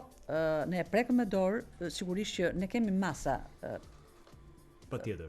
Paraprake, ka protokoll. Spitali është në gjendje gatishmërie dhe në tërmete, duke qenë se ke lëvizjet e tokës, atëherë ke lëvizjet e gjallësave. Disa gjallësa eliminohen, disa gjallësa dalin dhe si thua toka pëson ndryshime që disa mikrobe zhduken, por ama disa të tjera dalin. Natyrisht që ne jemi të përgatitur që çfarë mund të sjellë internet dhe janë gjëra të shkruara. Që cili është problemi kryesor në situata tërmeti. Dy janë madhoret, infeksionet e mushkrive, pra ajri i ndotur ose i infektuar nga një person i cili ka një sëmundje dhe sëmundjet e mushkrive nuk janë një, ka shumë sëmundje të mushkrive, por ka një gjë që atë që e ke në dorë aktualisht është vaksina kundër gripit. A do ketë gjëra tjera më mbrapa? Unë uroj që jo, dhe nëse ka për të patur, sigurisht sistemi është i përgatitur për të ardhur në ndihmë këtyre personave, edhe për një arsye të thjeshtë që Durrësi, Tirana janë afër, Thumana është afër, spitalet rajonale janë në gjendje gatishmërie shumë të mirë, kështu që të gjithë ne jemi të përgatitur për çfarë mund të presim. Urojmë që të presim sa më pak persona të smur nga situata post tërmetit. Ndërkohë, gjatë këtyre ditëve, përpos kësaj situate që e kemi aty dhe nuk mund t'i qëndrojmë larg personave që janë prekur nga tërmeti, nga vizitat që janë bërë pranë në qendrës spitalore Nën Tereza, çfarë është vënë re më shumë njerëzit që kanë ardhur, kanë patur një ankesë në këtë periudhë? Atëherë, duke qenë se përmendëm rrugën ajrore, atëherë kryesisht kanë pasur infeksionet bajameve, infeksionet të mushkrive, bronkite. Pra, ato që janë të sipërme të rrugëve respiratore. Ndokush prej tyre ka pasur dhe çrregullime të tubit tretës. Dhe kemi parasysh që ajo që u përmenda pak më parë që çrregullimi i tubit tretës ka lidhje me ushqimet që ti konsumon. Dhe andaj duhet që ushqimet të ata njerëz të jenë të kontrolluara, dhe nëse ty të vjen dikush duke të prur diçka për mirë, pa diskutim, atëherë ajo për mirë mund të bëjë që në atë grup popullate të infektohet nga tubi i tretës një person, dhe sigurisht nga ai do kesh infeksione edhe të personave të tjerë, për shkakun që kushtet higjieno-sanitare janë të mira, por edukimi atyre njerëzve duhet vazhdoj pafund, sepse është si kudo për ne. Janë dhe kushte që rrezikojnë shumë kollaj një përhapje të një infeksioni apo të virozi se sa. Po, sepse janë është një refleks i ri ti shkon për pushime diku ty të ndrojnë në gjithë ritualet e tua, mekanizmat, çrregullimet, edhe njerëzit kur shkojnë për pushime në ditë shumë mira, kanë çrregullime të tubit tretës sa përshtaten me vendin ku ata shkojnë. Pra, po flas dhe për vende të mira. Aq më tepër kur njerëzit janë në situatë pak me temperatura të ulta, vinë nga një traumë dhe edhe aspekti social. Imuniteti ulet nga stresi. Kjo është një gjë që duhet thënë fort dhe psikologjike. Megjithatë po flet me dy njerëz që me aq sa e kemi diskutuar nuk kemi të probleme. Problemi imuniteti apo të tubit, okay. Vazhdojmë vizitat doktoresha. Madje që kanë qenë shumë të gjitha vizitat që ju keni kryer deri tani, po nuk e di nëse keni një ide saktë sa vizita mund të keni kryer, po edhe sa normale ose jo normale është. Atëherë, ajo çka ata njerëz presin kur ti shkon të shikojnë sikur ti je si u kushje e para punës. Dhe aty duhet shkuar sa më shumë, sidomos njerëzit që janë njerëz publik. Edhe fakti që aty je pak shpresë. Eksakt, shumë, sepse kur ti shkon, ai thotë që unë të kam parë te emisioni Top Channelit. Edhe kënaqet dhe domethënë të jep një mesazh shumë pozitiv ai njeriu që ti ke shkuar për të dhënë mesazhin pozitiv. Dhe e shkuara e çdo njeriu atyre i bën shumë mirë sepse ata gëzohen pa mas kur ti i shkon. Kur i shkon edhe nga ana mjekësore, sigurisht që shtohet pjesa dhe ne kemi bërë pa dallim vizita mjekësore, natyrisht tek moshat e vogla, tek moshat e reja, dhe natyrisht tek mosha e tretë që kanë smundshmëri kronike dhe që vëmendja e njerëzve, me thënë vërtetën, duhet shtuar dhe te ai grup moshe, sepse ti kur shikon një grup moshe thua dua fëmin të shpëtoj. Ndërkohë në subkonsciencën tënde e ke haruar pak atë moshën e tretë. Ndërkohë që realiteti është që atje ka fëmijë, ka mosha aktive, ka dhe moshën e tretë, të cilat kërkojnë një vëmendje. Janë po aq të rëndësishëm. Dhe ka nevojë për vëmendje pa diskutim. Janë normale gjithë vizitat që keni kryer pranë qesutës, me thënë si numër vizitash, prurje pacientësh? Ne kemi një prioritet për këta pacient aktualisht. Pra, në përgjithësi jemi në normalitetin ton, pra nuk kemi ardhur akoma në atë fluksin e shtuar të rasteve që presim që të kenë me infeksione respiratore apo probleme tjera. Duhet cituar diçka që nga lëvizjet e tokës ti mund të kesh çarje, ti mund të kesh dëmtime të lëkurës, ti mund të kesh probleme që janë të lidhura edhe me smundjen e tetanozit. Do më duhet ta them këtë gjë sepse lëvizja rrotullimi, se ngela duke thënë këtë pjesën lëvizja e tokës, po duhet jo, lëvizja bie rrotullim. Eksakt, lëvizja bie rrotullim të dherave. Dhe ai shkaktar që është për tetanozin, ti kur ke plag shpuse me gozhda, me teneqe, me mjetet të mpreta që janë në tokë, duhet me do e mos të vaksinohesh dhe pikërisht ky proces është bërë te ata dhe kur vinte ne, natyrisht që një nga pyetjet madhore që bëjmë është nga cila zonë vjen.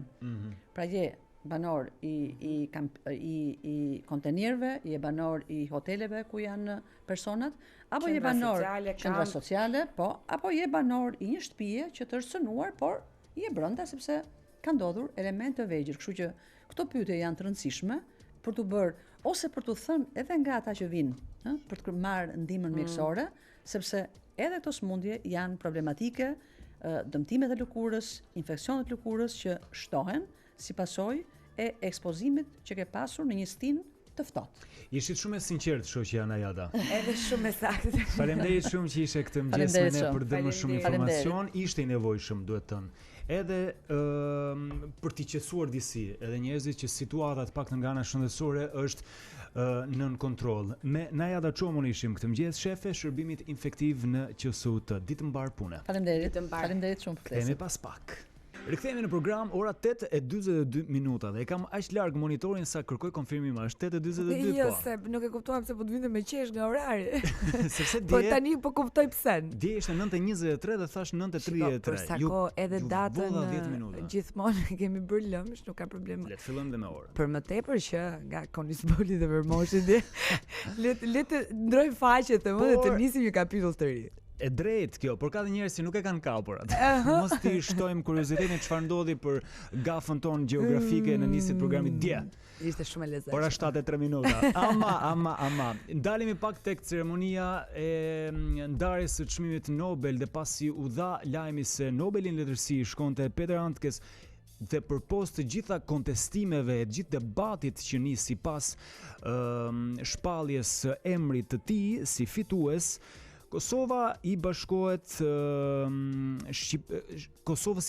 Shqipëria tek bojkotimi i ceremonisë së ndarjes së këtij çmimi në Suedi kundër austriakut Peter Handke, që njihet si adhurues i Slobodan Miloševićit, ndërkohë që dje edhe ambasadori i Turqisë në Suedi, Agim Baçi, tha se do të bojkotonte ceremoninë në përkrahje të Shqipërisë dhe të Kosovës. Në portale ditën e sotme edhe në median e shkruar dhe ato online ishte një lajm që edhe Kroacia i bashkohet këtij bojkoti, që do thotë është bërë një grup i mirë shtetesh që nuk do të jenë prezent edhe bojkoton në këtë mënyrë hapur dhe publikisht dorëzimin e këtij çmimi për Peter Handken. Sipas ministrit jashtëm Gencaka, justifikimi i mizurive të luftës gjatë shpërbërjes së Jugosllavisë nuk duhet shpërblet.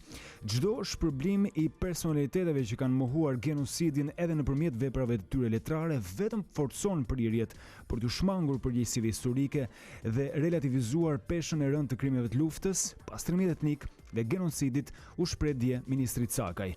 Edhe ministri i jashtëm i Kosovës Bexhet Pasulli bëri me dije se kishte udhëzuar ambasadoren shkëndije Geci Sherifi që të bojkotojë ceremoninë e dhënies së çmimit Nobel. Por pyetja është, a mjafton me kaq i njohur si adhurues i Miloševićit Peter Handke u shoqërua me reagime të shumta nga gjithë shqiptarët e mëngjerën Ballkan, duhet thënë, plagët e cilëve mbeten ende të hapura për luftrat në ish Jugosllavi në vitet 1990. E flasim sot program me mikun e këtij emisioni Agim Baçi, që është edhe kritik letrar, edhe kritik ka ardhur. Mirë se na erdhe Agim, dhe e nisim me atë se cilat do të jetë vlera simbolike, por edhe morali i refuzimit të Kosovës, të Shqipërisë, por edhe të Turqisë në marrjen pjesë në këtë ceremoni të çmimit Nobel. Ky lloj bojkoti sot për këtë ceremoni është gjëja më e vogël që mund bëhet ndaj një ceremonie që nderon një person që ka adhuruar tashmë një kriminal jo të dyshuar, po dhe të dënuar, si Slobodan Miloševići. Bojkotimi ka vetëm një vlerë simbolike.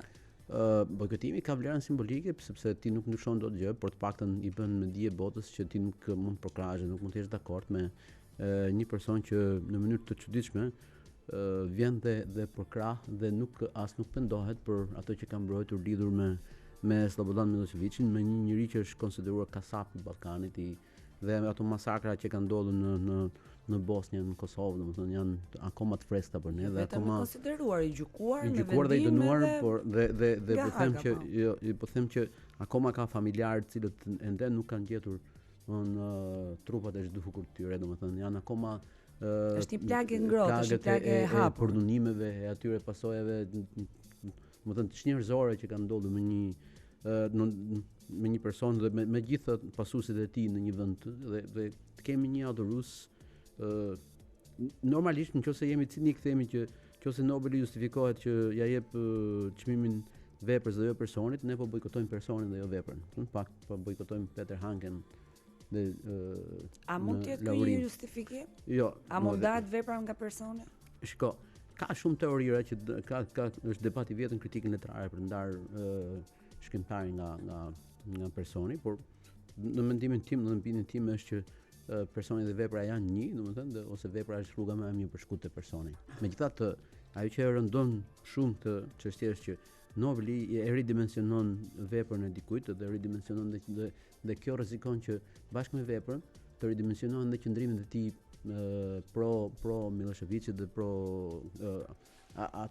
atyre masakrave, domethënë, dhe kjo e bën të rënd këtë. Domethënë, adhurimi i tij për Miloševićin pas Nobelit merr një dimension tjetër dhe një përkrahje tjetër. Nobeli është një çmim që ka ndjekësit e vet, domethënë, dhe ka reputacionin e vet. Dhe kur ti lauron me Nobel një person të tillë që ka përkrahur dhe as nuk ka shpenduar, domethënë, as pas dënimit. Pra ka shpërfillur edhe një dënim që nuk ka ardhur më si pasojë thjesht se e dënuan shqiptarët e Kosovës apo bosnjakët. Është një gjykatë ndërkombëtare që e ka dënuar. Pra ka një vendim dhe një mendim përbashkët, domethënë, të këtyre juristëve, do thotë që edhe kur nuk e ndryshuar as pas këtyre dëshmive, as këtyre fakteve, do thotë që bindja jote për të mbrojtur krimin dhe këtë aspektin njerëzor të një diktatori është në bindjen tënde. Atëherë pse duhet jemi domethënë me këtë person? Se duhet jemi me këtë lloj dhe ai në vepër madje ka vepra që e mbron hapur dhe këtë lloj raporti të diskriminimit glorifikon. Pas Kosovës edhe Shqipërisë angazhohet edhe Ankaraja zyrtare. Si e sheh? Si e vlerëson, domethënë çfarë përshtypje të krijon? Unë besoj që edhe Kroacia është afër sepse ka qenë pjesë e betejës me Miloševićin, por është më afër mend që mund të rreshtohet dhe ka mbajtur qendrimin e tillë, por Turqia ka domethënë ka vendosur të jetë pro qëndrimeve të këtyre vendeve që për kauzën, domethënë, është interesant. Unë shpresoj në fakt të bashkangjiteshin dhe vende të tjera dhe ndoshta nuk ka ndodhur akoma ceremonia, mund të ketë vende të tjera që për cilat për shembull mund të shkojnë në mendje. Për cilat po mendon?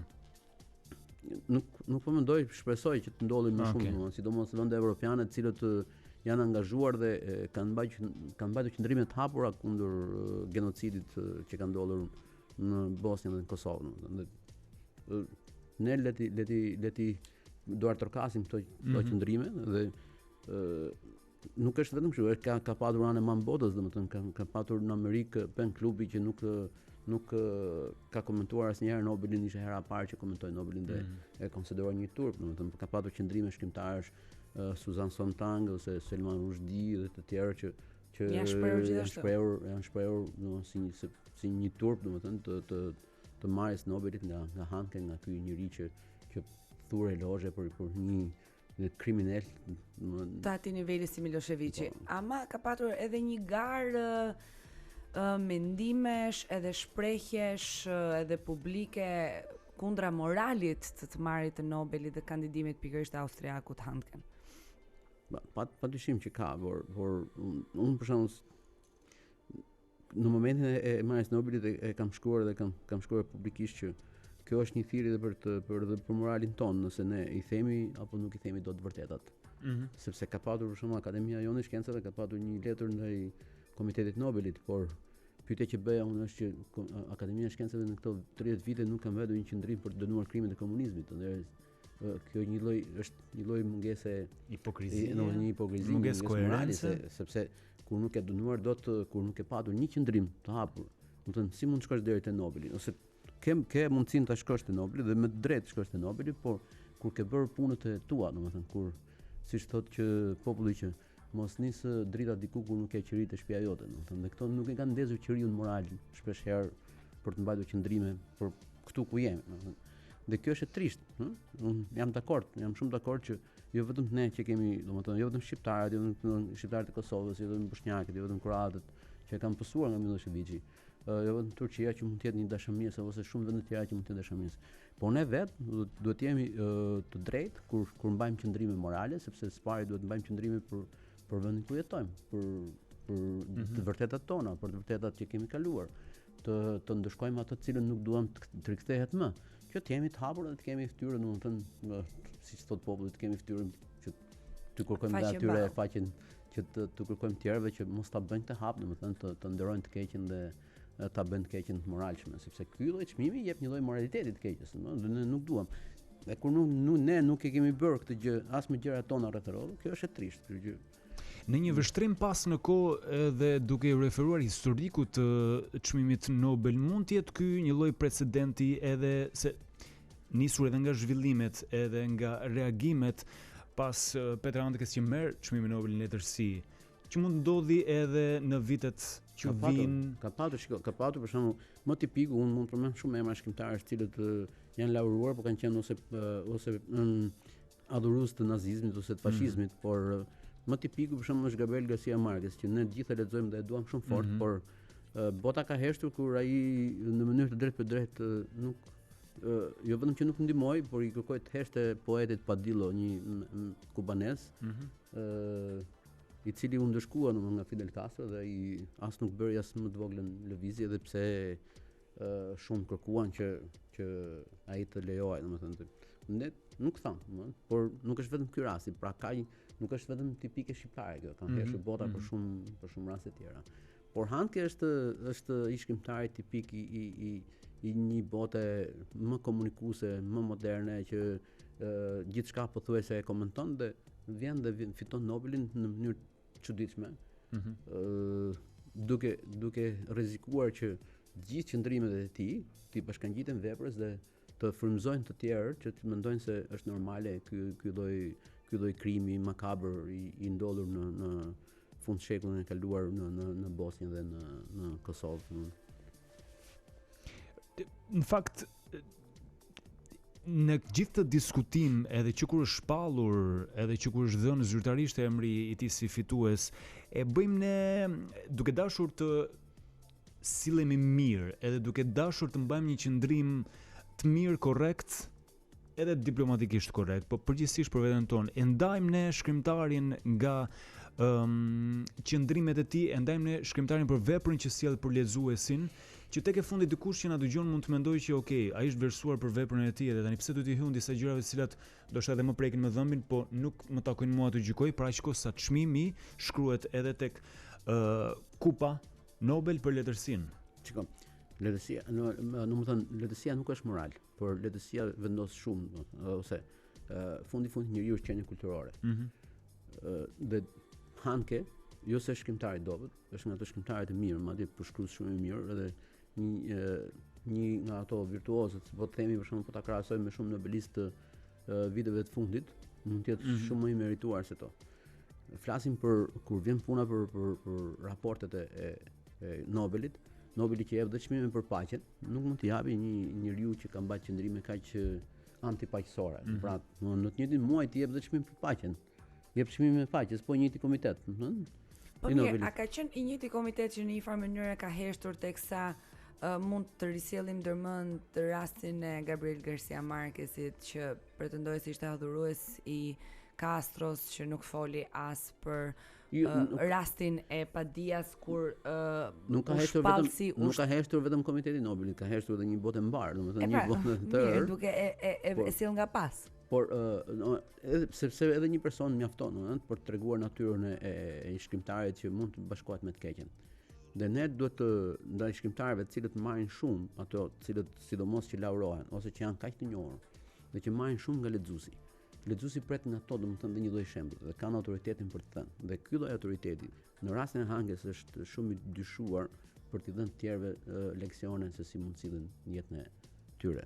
Ndaj dhe duke qenë se fuqinë e madhe që ka Nobeli, për hapjen e madhe që merr libri, Dhe duke qenë se ky lloj këtë genocidi e përkrah edhe në letësinë e tij, do të thotë që ne duhet të marrim qëndrime domethënë pa diskutim. Nuk mund të ketë një heshtje. Ajo që është thash thelpsore është që ne si shoqëri të pyesim, a kemi ditur ne të dënojmë të këqijat edhe domethënë kjo na bën hipokrit, sepse nëse ne i sulim Handkes me shumë të drejtë, çështja është që çfarë kemi bërë ne për të dënuar ato të keqen rreth rrotut, domethënë dhe mos jemi që kemi kaq moralshëm të përbotshëm dhe që kemi kaq moralshëm me gjërat rreth rrotut, domethënë. Dhe teksa ja afrohemi fundit për të kuptuar më shumë këtë perceptimin, sepse ti je në këto qarqe letrare shumë se sa jemi ne. Ka patur një lloj kurioziteti këtu tek ne për ta lexuar Handken edhe pas është botuar ka patur një shtim. Jo. Më duket sikur ka pas një lloj refuzimi. Ne kemi përgatitur edhe në këtë formë. Ato të cilët kanë dashur ta njohin pas Nobelit se këshërinë bën, kanë lexuar në anglisht, domethënë, por të qenë më të qartë për gjithë situatën. Normalisht për ta parë, domethënë, por unë thash që unë nuk e afrohem dot sepse më krijon një kontraksion në vepra e tij, domethënë nuk dua ta lexoj, nuk e refuzoj. Edhe pse e di që është shkrimtar i mirë me ajo që kam parë unë, domethënë. Dimri është i gjatë edhe i ftohtë, kështu që edhe sobat me dru do kenë me ça. Por ngrohen sobat me dru dhe me letër me çfarë. Megjithatë në rastin e Handkes ka pasur një reagim pothuajse global, domethënë për të kuptuar që ky njeriu që përkrah kaq hapur të keqen, nuk mund të jepet një çmim kaq prestigjioz, domethënë që edhe ka patur rast për shembull në 2006 mos gaboj në Gjermani kur është laureuar me një çmim është tërhequr pastaj domethënë dhe a do rrezikoj kjo pak edhe Nobelin? Jo, me sa kam parë Komiteti Nobelit është kaq të mbulur sa nuk lëviz. Ka patur edhe në perceptim për atë se si do të shihet në vijim çdo kandidaturë apo edhe çdo çmim. 2 anëtar të Komitetit Nobelit me sa kam parë unë kanë dhënë tërheqje në si qendrim moral ndaj domethënë për kundërshtinë e tyre që kanë patur në rastin e ishte çuditshme se s'kan patur dorëheqje nga ato, se ato janë anëtar që zgjidhen derisa të vdesin, por ja që kanë ndodhur. Ja që ndodhet edhe kështu. Ja që kanë ndodhur dhe gjithsesi ne ky është një moment i Handkes për të kuptuar që është e rëndësishme të themi të vërtetat. Dhe kur dikush mund të fshihet pas talentit, edhe kur dikush ka patur aftësinë të krijojë shumë gjëra, ne nuk mund ta pokrajmë të keqen nëse ai ka qenë flamurtar i keq. Mos fol më se kemi për të thënë të vërteta në këtë. Mos fol më se do e prishish. E mbyllim me këtë fjalinë e fundit që është shumë e bukur. Me kritikun letrar Agim Baçi në program për diskutuar edhe për të prekur paksa këtë pjesën e bojkotimit të dhënies çmimit Nobel në ceremoninë zyrtare. 8:58 minuta shënon ore sakt tani ditë mbar Agimi. Por ju për gjithë ato që ndjekin. Me krah leta. Kthehemi pas pak edhe flasim për festivalin e 11, festivalin që ka lënë shenjë në historinë e muzikës shqiptare. Dhe kur themi pas pak, e kemi fjalën pak më vonë.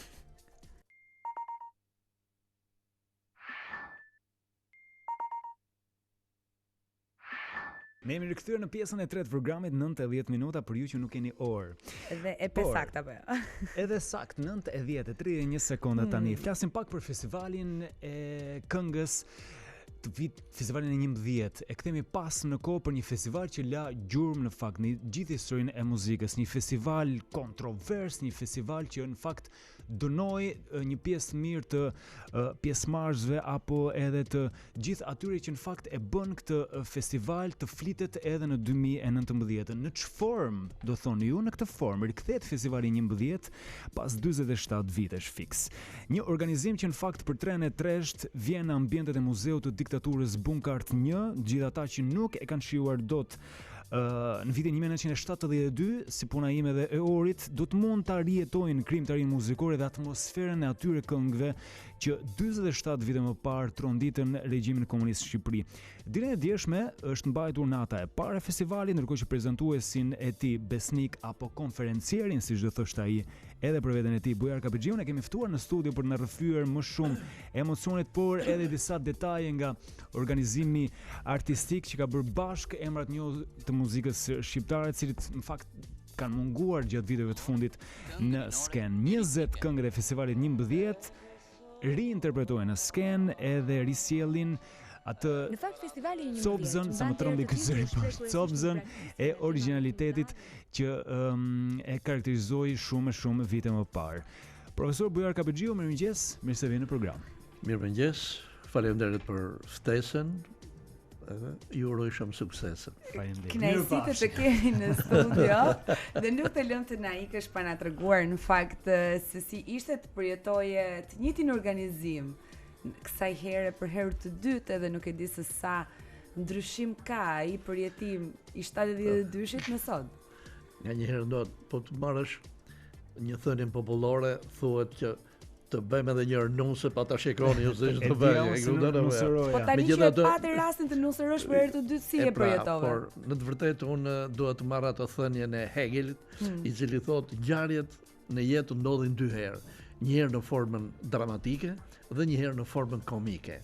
E kjo është dramatike ndodhi në 72-shin. Kjo është ana komike. Kur them ana komike, them domethënë që është me humor, është e këndshme, është e bukur. Nostalgji, e kupton për atë kohë, megjithëse kemi kaluar një kohë tepër të dhimbshme, tepër të zezë, tepër të egër, megjithatë tash në këtë demokraci të jemi të lirë, e kupton? Fillojmë edhe tallemi me atë kohë, po her mas here dhe nuk lëm pa kritikuar dhe pa sharë. Kështu që edhe ne shqiptarëve ne jap kënaqësi kur sharmë ai. Me vërtet kemi mbledh boll. Po kemi plot, aq më tepër ata të cilët e kanë vuajtur këtë gjë, se tjerët mund ta kenë me të dëgjuar, e kupton? Kurse ne ishim eksperimentalët, të cilët e psuan dikush më pak, dikush më shumë, por megjithatë ishte një periudhë e trishtuar, periudhë që na krijoi një trishtim në këtë kohë. Po, megjithatë e kaluam. Është kjo një mundësi e dytë kjo risjellje e festivalit edhe për ata artistë të cilët aso kohë nuk e patën mundësinë të shpreshin nëpërmjet artit të tyre, duke u censuruar, duke u izoluar nga sistemi që ishte. Në të vërtetë, kështu forma që është bërë në këtë radhë, domethënë është si themi ne, një rikujtesë, edhe më tepër dhe një homazh për të gjithë ata artistë të cilët ishin organizatorë ose pjesëmarrës, por që sot nuk jetojnë, janë në botën tjetër. Kështu që duke përmendur emrat e tyre, padyshim është një kënaqësi edhe jona për të vlerësuar punën e tyre që kanë bërë, pasionin e tyre, talentin e tyre, por ja që edhe atë që pësuan, që oqen. Kështu që kjo është më tepër, jo se është motamot tamam festivali, këngët janë po ato 20. Është ruajtur origjinali këngë? Po, është ruajtur origjinali dhe këndohet nga këngëtar sot, këngëtar të rinj, të cilët interesant i ngjajnë zërave të asaj kohe, të atyre këngëtarëve. Është bërë qëllimisht. Me sa duket, mundet të mos them qëllimisht, po ka koinciduar që për shembull një këngëtari ta këndoi një këngëtar sot i ri, po që çuditërisht kur u interpretuan mbrëm, duke sikur këndonte ai këngëtar. Ishte të njëjtin ngjyrim. Ishte të njëjtin ngjyrim, të njëjtën mënyrë të kënduar, e kupton? Megjithatë, në këtë radhë janë ruajtur disa gjëra, se ndodh shpesh që kur rikujtohet një këngë nga një këngëtar tjetër, mundohet që ai ta bëjë në mënyrën sa më origjinale dhe në këtë moment sikur deformohet paksa. Kurse jo, këtë radhë janë ruajtur dhe orkestracioni, do të thonë televizioni shqiptar në këtë drejtim ka punuar mjaft të mirë me muzikën, edhe këngëtarët padyshim shumë interesante dhe shumë të këndshëm, edhe mbrëm që ishte nata e parë e festivalit të 11, u prit mjaft të mirë dhe njerëzit ishin të gjithë të kënaqur, edhe ne që ishim në skenë, edhe ato që ishin në sallë. Aq më tepër e bukur është kjo se është origjinale, tamam në atë bunkerin e diktaturës, tamam aty ku nisën ato ide të mbrapshta, pikërisht, si themi ne, në strofkullën e ujkut, tamam aty, neve në gojën e ujkut. Varet mëlqit. Po, shkuam neve përsëri për të thënë edhe një herë që ja, erdhëm në vendin tuaj që ju nuk ekzistoni, por neve këndojmë pikërisht edhe një herë atë për të cilën neve u dënuam. Kështu që në marshit keqen. Çështja është ka një lloj emocioni edhe festivali i fundvitit është tradit. Mbi gjitha aso kohë kur ti duhet prisje natën finale për të kuptuar se kush fitonte dhe nuk shpallej 3-4 muaj përpara për të kuptuar se kush na profesion në Eurovision. Kjo është tjetër çështje, por cili është emocioni i veçantë që ti sot e kësaj dite pas 47 vjetësh nuk e harron, profesor? Po një detaj i vogël që për shembull brezi ynë nuk na shkon mendja. Shiko, të them të drejtën, ka shumë detaje, ka shumë kujtime, sepse është një kohë gjatë përgatitore, janë 3 nete i festivalit dhe më tepër se kaq është vazhdimësia pasaj ditët e tjera që vinë, të them të drejtën, në ato ditët e festivalit kur mbaroi, ishte një entuziazëm i jashtëzakonshëm. Përqafime, puthje, urime, pikërisht, dhe në një moment caktuar të gjithë ne dhe spektatorët dukeshim si nuk esin me në tokë, sikur fluturonin. Ishte një kënaqësi e gjithanshme e të gjithëve. Mirë po, ajo tamam si një rrufe në qiell të pastër, goditi më pas dhe jo na ulin tokë, pastaj se ne sikur fluturonin, jo na ulin tokë, po na zhyti, na futi thellë. Kishte profesor ndonjë element i cili mund t'ju bënte të mendoni se diçka do ndodhte gjatë kohës që ky festival do të bëhet, jo, përkundërzi. Ka qenë vitet 70, 71, 72, e kupton? Në këtë kohë, fillimin e viteve 70, duke sikur po frynte një erë e re. Një poezë lehtë e një lloj modernizmi, duke sikur dhe qeveritarët, byroja, politikanët e asaj kohe, e kupton, deshen që të kishte një lloj ndryshimi, ose kjo na duke ne të rinjve që qarkullonim në ato kohë. Megjithatë, edhe kontaktet e para me zyrtarët e asaj kohe, me drejtorin e radio-televizionit që ishte Todi Lubonja, e kupton, e të tjerë, me regjisorin Mihal Luarasi, të gjithë bisedonim duke fryma, të bisedonim për diçka që të bëjmë diçka të re, që edhe ne në Shqipëri jemi në gjendje të bëjmë një festival, po aq të mirë sa festivalet që shikon më jashtë, për shembull, ndiqim në atë kohë në televizionin italian, ndiqim Sanremo. Deri vonë. Kështu që në këtë drejtim ishte një mobilizim i tërë. Thjesht muzika. Ishte këtë një muzikë tjetër me ritmike. Orkestra jazzi, orkestrë shumë moderne, përveç orkestrës simfonike. Mënyra e të veshurit për ne ishte mjaft e lirshme, secili mund të vishte si të donte. Nuk ishte kufi. Mënyra e interpretimit, e kuptoj, ishte lirshme. Mënyra e konferencierëve për të folur ishte krejt e lirshme. Dhe ajo që ishte, domethënë, më flagrantja që na bërin çik edhe që nuk ishte këngë për partinë, nuk ishte këngë për Enverin. Po këtu do ta kishte menduar jo. Këtu do ta kishte kuptuar. Me sa duket u dukën mjop ata që organizuan, që të paktën kishin vënë njërë. Jo as edhe një. Këngë për dashurinë, këngë për rinin, këngë për punën, këngë për familjen, këngë për të gjitha. Nuk ishte këngë as për fushat me ara, as për kooperativistëve, as për kooperativistëve, ishte vetëm për të ri.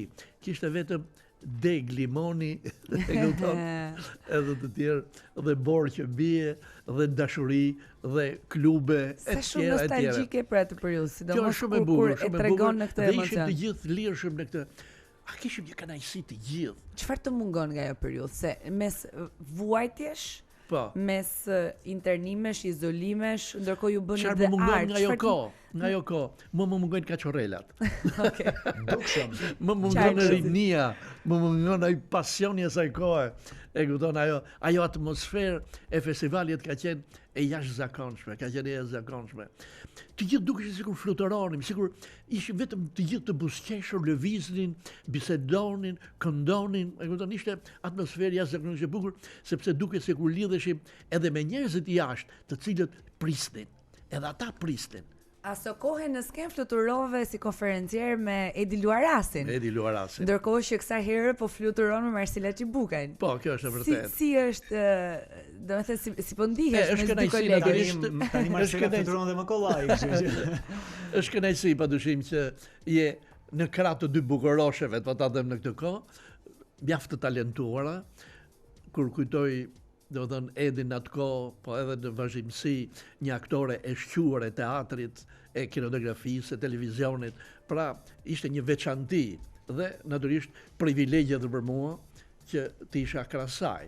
Aq më tepër kënaqësi është edhe më vërtet dhe me Marcelen, një këngëtare e njohur me një vokal mjaft interesant të bukur, por edhe me një shprehi, një lirshmëri në skenë si konferenciere, si prezantuese. Kështu që ajo fare mirë përveç këngës mund të marri përsipër spektaklet që mund t'i drejtojë vetë. Është shumë bukur. Kur këngëtarët, sidomos kur bëjnë recitale, është shumë e bukur kur edhe këndojnë, edhe flasin, pikërisht kjo është. Janë ca këngëtarë që më shumë komunikojnë se sa këndojnë, po. Edhe kjo tjetër. Edhe kjo është.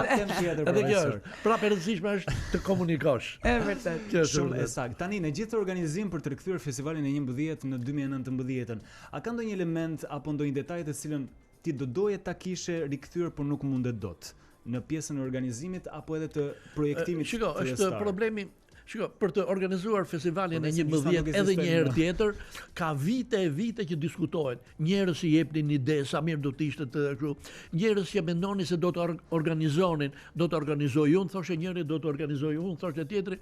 Për me sa duket, ai që u tregua më i shpejti, më i shkati, ishte zoti Carlo Bolino, i cili me televizionin e tij e organizoi këtë dhe organizoi tamam në Bunker Art.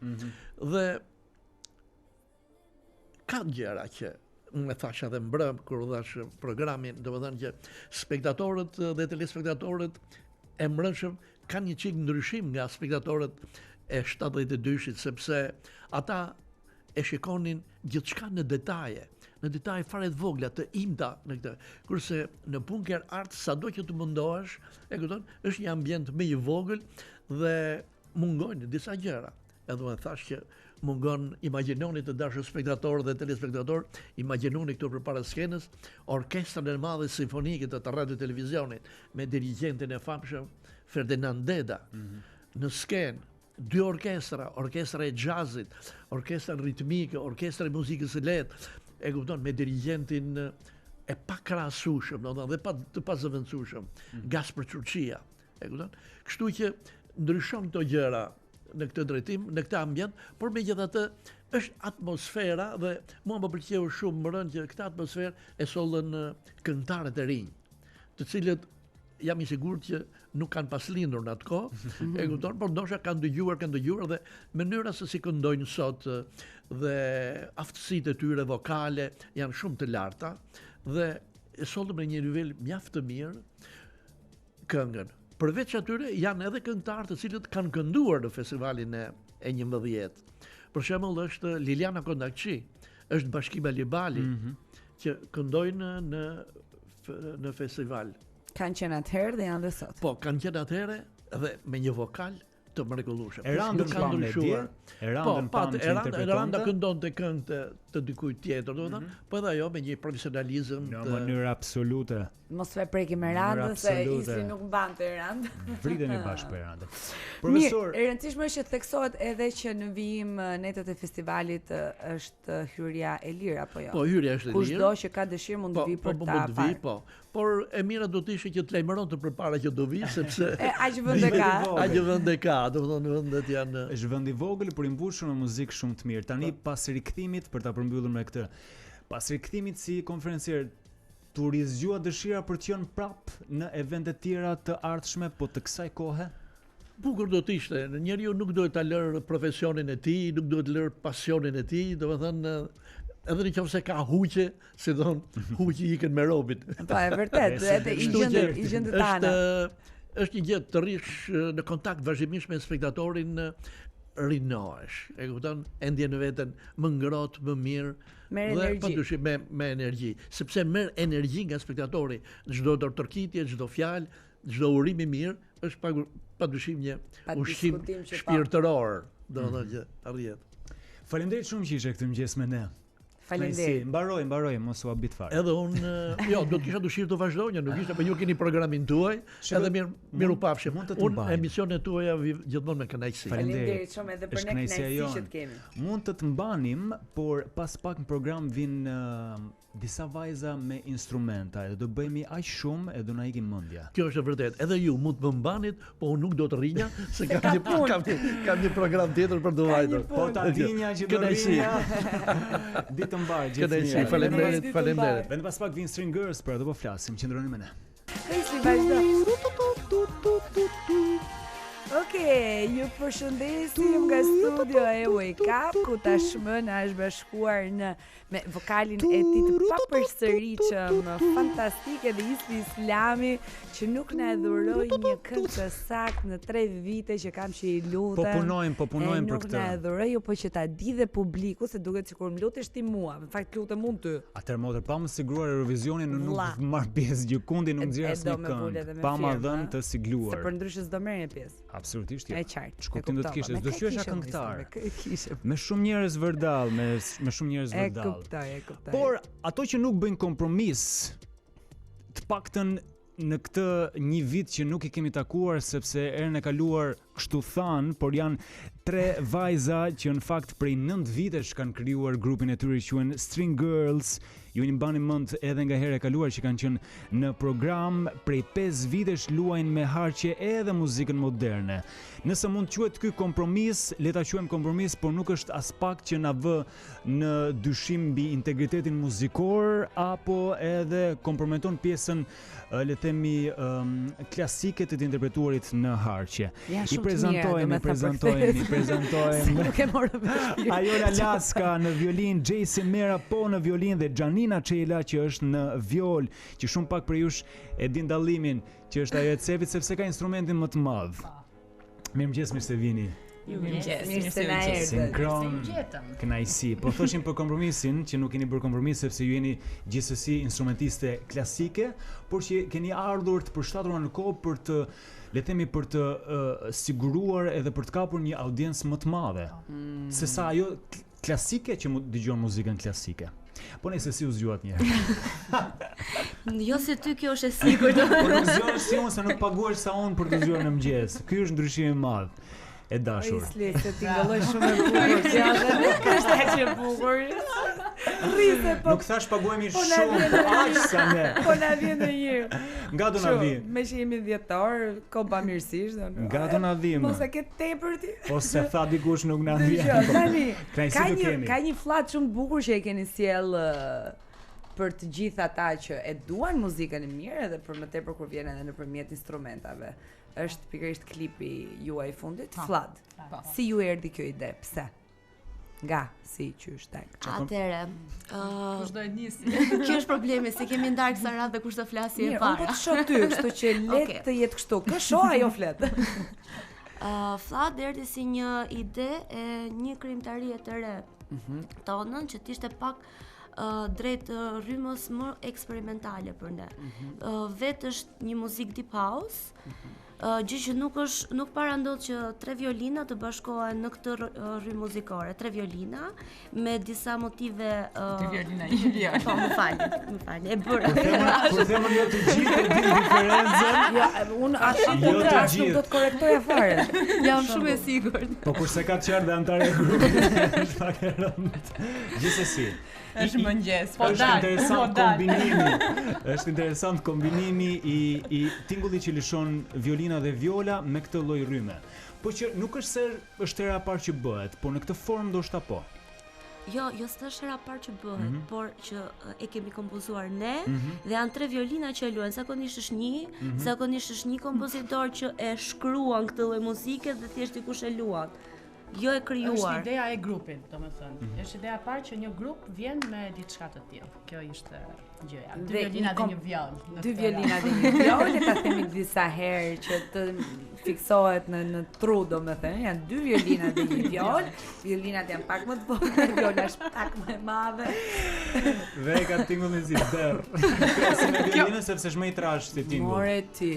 Po ashtu e ka? Për çfarë ke studiuar ti? Për violonçel, dhe viola ja afrohet violonçelit se ka terat e violonçelit, po në këtë sens. Ai ka studiuar me një hipopotam. Po është një tingull që i shkon edhe bashkëngjitet në harmoni edhe me pjesën tjetër. Si po ecën klipi? Klipi Flood do thoya që është deri tani është okay, mund të shkonte shumë më mirë, po ne dëshim që ta hidhnim në kanalin tonë në YouTube për të rritur subscriberat, viewset dhe çdo gjë, dhe për këtë gjë duam që mbetemi te kanali jonë edhe në projektet e ardhshme, sido që të jetë ajo pjesa e shikueshmërisë. Ndërkohë që ju keni zgjedhur këtë deep house-in si muzikë, ndërkohë është kombinuar me një tingull që vjen pak si me motive jugu apo na tingëllon? Anke që jemi nga jugu.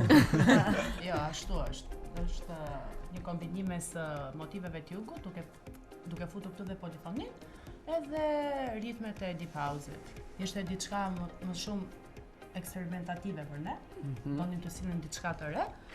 Dhe menduam që kjo do ishte diçka që mund të bënte boom, le të themi. Adiola ka diçka për të thënë.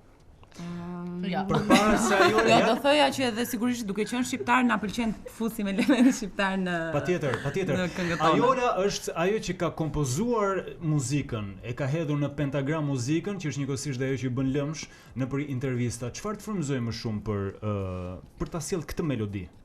Faktikisht ishte thjesht një ditë duke bërë prova, edhe fillova duke luajtur refrenin.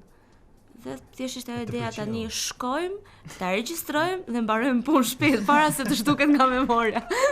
Se kështu ndodh shpesh, përgjithsisht vjen një lloj frymëzimi që interpreton edhe për qef. Po. Edhe në ambiente ndryshme, po ndonjëherë ikën ndonjë melodi shumë e bukur që vjen për momentin, ti nuk i rikthesh dot. Në momentin që kam violinën në dorë, shumë e thjeshtë se fiksohet. Po mund të ndodhi që jam duke ecur në rrugë, edhe kur kam arritur në shtëpi thjesht ka hikur. Po nuk e regjistron dot për shembull me mjete rrethonore? Mundet, po varet në çfarë situate. Tani në rrugë vetëm me një celular në dorë, nuk e di se si mund të qajë për njerëzit. Pak të çuditshëm jemi kështu në gjendje normale. Ti po thua se deri diku ka qenë edhe rastësor frymëzimi yt për të realizuar këtë këngë dhe këtë version, po ndërkohë është i dyti si projekt apo jo? Dhe duket sikur të dy sjellin një kapitull tjetër për ju si grup. Duket sikur keni një ide tjetër të qartë dhe do t'i qëndroni kësaj, do të qëndroni në këto stile të projekteve në vijim. Na flisni pak për të dyja. Sigurisht që po, ne kemi pasur gjithmonë në ëndër për të pasur këngët tona, projektet tona, që të kishin emrin String Girls, të punuara nga ne dhe të krijuara nga Adiola. Dhe në vazhdim kemi prap idem për të bërë projekte të tjera të ngjashme me këngët tona, por ndërkohë duam të bëjmë edhe covera, domethënë gjithkohës duke i gëshetuar të dyja gjërat. Se nuk ta pëlqen të bëjmë vetëm diçka, duam të bëjmë shumë gjëra. Po sepse jeni vajza e treja, jeni edhe në numër shumë, se kur është vetëm një artist, përgjithsisht ka më pak ide, edhe ju i rrihni me njëra tjetrën. Gjithmonë nëse Viola lejohet të flasë në grup, edhe i merret mendimi. Viola gjithmonë flet. Viola gjithmonë flet edhe me zë të fortë. Sidomos kur thoni që jeni të përqendruar te kanali juaj në YouTube, edhe në kohët ku jetojmë, shpërndarja është me epokën e internetit, është zakonisht shumë e kollajt. Aq sa e vështirë, po edhe e kollajt. Ka raste sikur jeni ju grup vajzash, instrumentiste, harqesh në botë që e kanë nisur nëpërmjet YouTube-it dhe kanë gjetur një sukses që nuk e kishin menduar. Ju e keni menduar? Se pas keni menduar.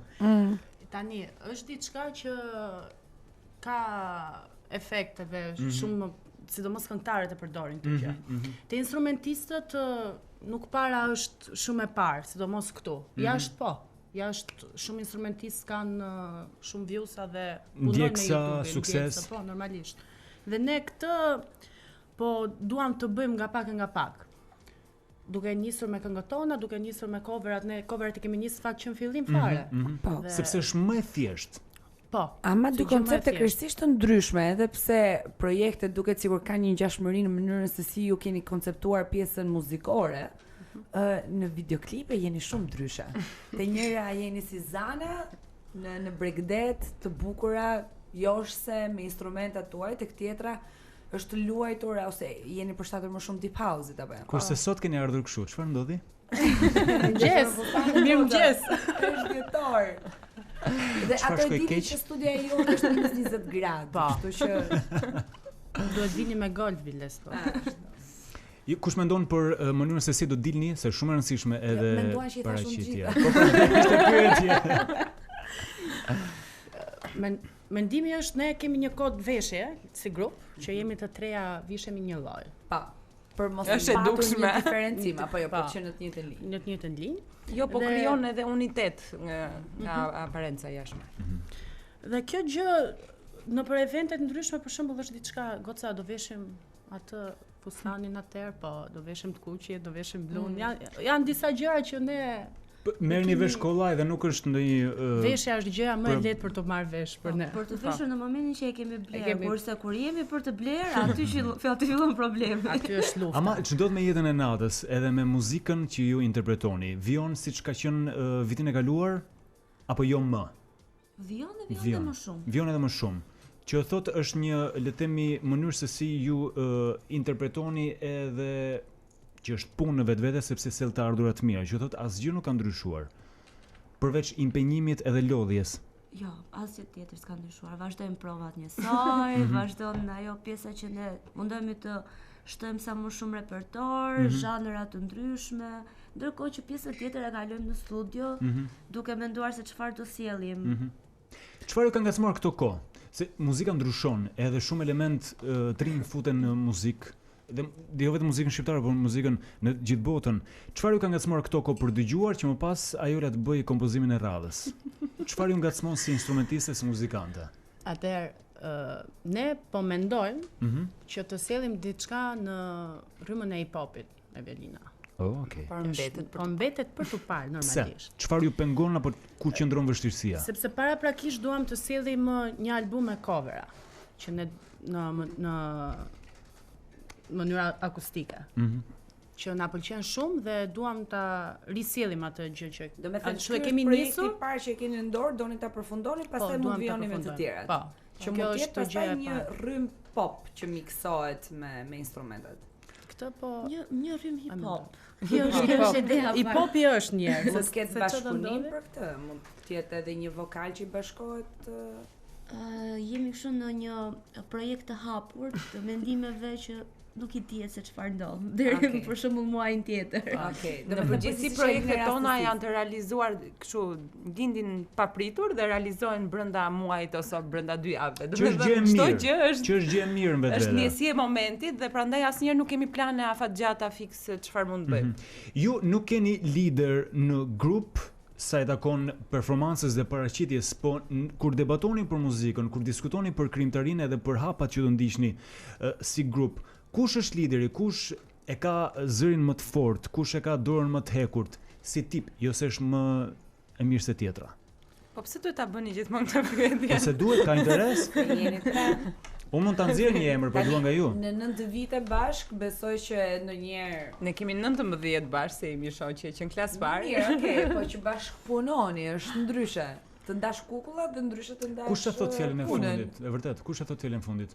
Nuk është se kemi këtë pjesën që e themi, e thot njëra fjalën e fundit. Po kujt nuk i kthehet fjala? As kjo nuk ndodh. Sa mirë. Folmi Xhanina, fol. Të flasë. Jo, nuk është aty. Paqja në botë ekziston edhe te ne. Thjesht, secila ka një mendim dhe mendimi i idhet nga të treja. Domethënë, herë më dëgohet mua fjala, them diçka dhe gocat e aprovojnë, herë Xhesi, herë Adiola. Nuk është se do të thënë nëse jemi 2 me 1 bijem dakord sido që të jetë. Për shembull, jepet një gjë, them unë diçka, thot Adiola, po sikur s'më pëlqen Xhesi. Ose jam e sigurt. Jam e sigurt, ose thot Xhesi, them okay, Adiola thot, okay, në rregull, argumentojnë çdo gjë në rast sepse na pëlqen se ne bëjmë ka një arsye, e vërtet, ka një arsye pse ju keni rezistuar gjatë me një tjetrën përveç miqësisë, po edhe nga ana profesionale ka një lloj mirëkuptimi dhe kjo është shumë e rëndësishme. Jemi shumë kurioz, po jemi në pritje të projektit hip-hopit që shpresojmë të realizohet sepse do ishte shumë interesante të dëgjoj një muzikë hip-hop të interpretuar në mënyrë akustike me harqe edhe me dy violina dhe një viol. Bëhemi gati tani për, se nuk ta harroj derisa të vishave tjetër. Bëhemi gati për performancën tuaj se jo më koti keni sjell violinat dhe violon këtu. Do na shpjegoni pak me çfarë do na përshëndesni për gjithë ata që po na ndjekin, teksa edhe ori bëhet gati kishim kohë në fakt pa bër gati live-in. Ideja është që ti flet në luar. Patjetër. Po se artikulove dy gjëra nuk është se digjen, është. Edhe ti kur të fillosh të këndosh. Okej. Jemi gati dhe live në faqen e Wake Up Top Channel në Instagram. Këto janë String Girls me performancën e tyre vetëm për ne këtë mëngjes.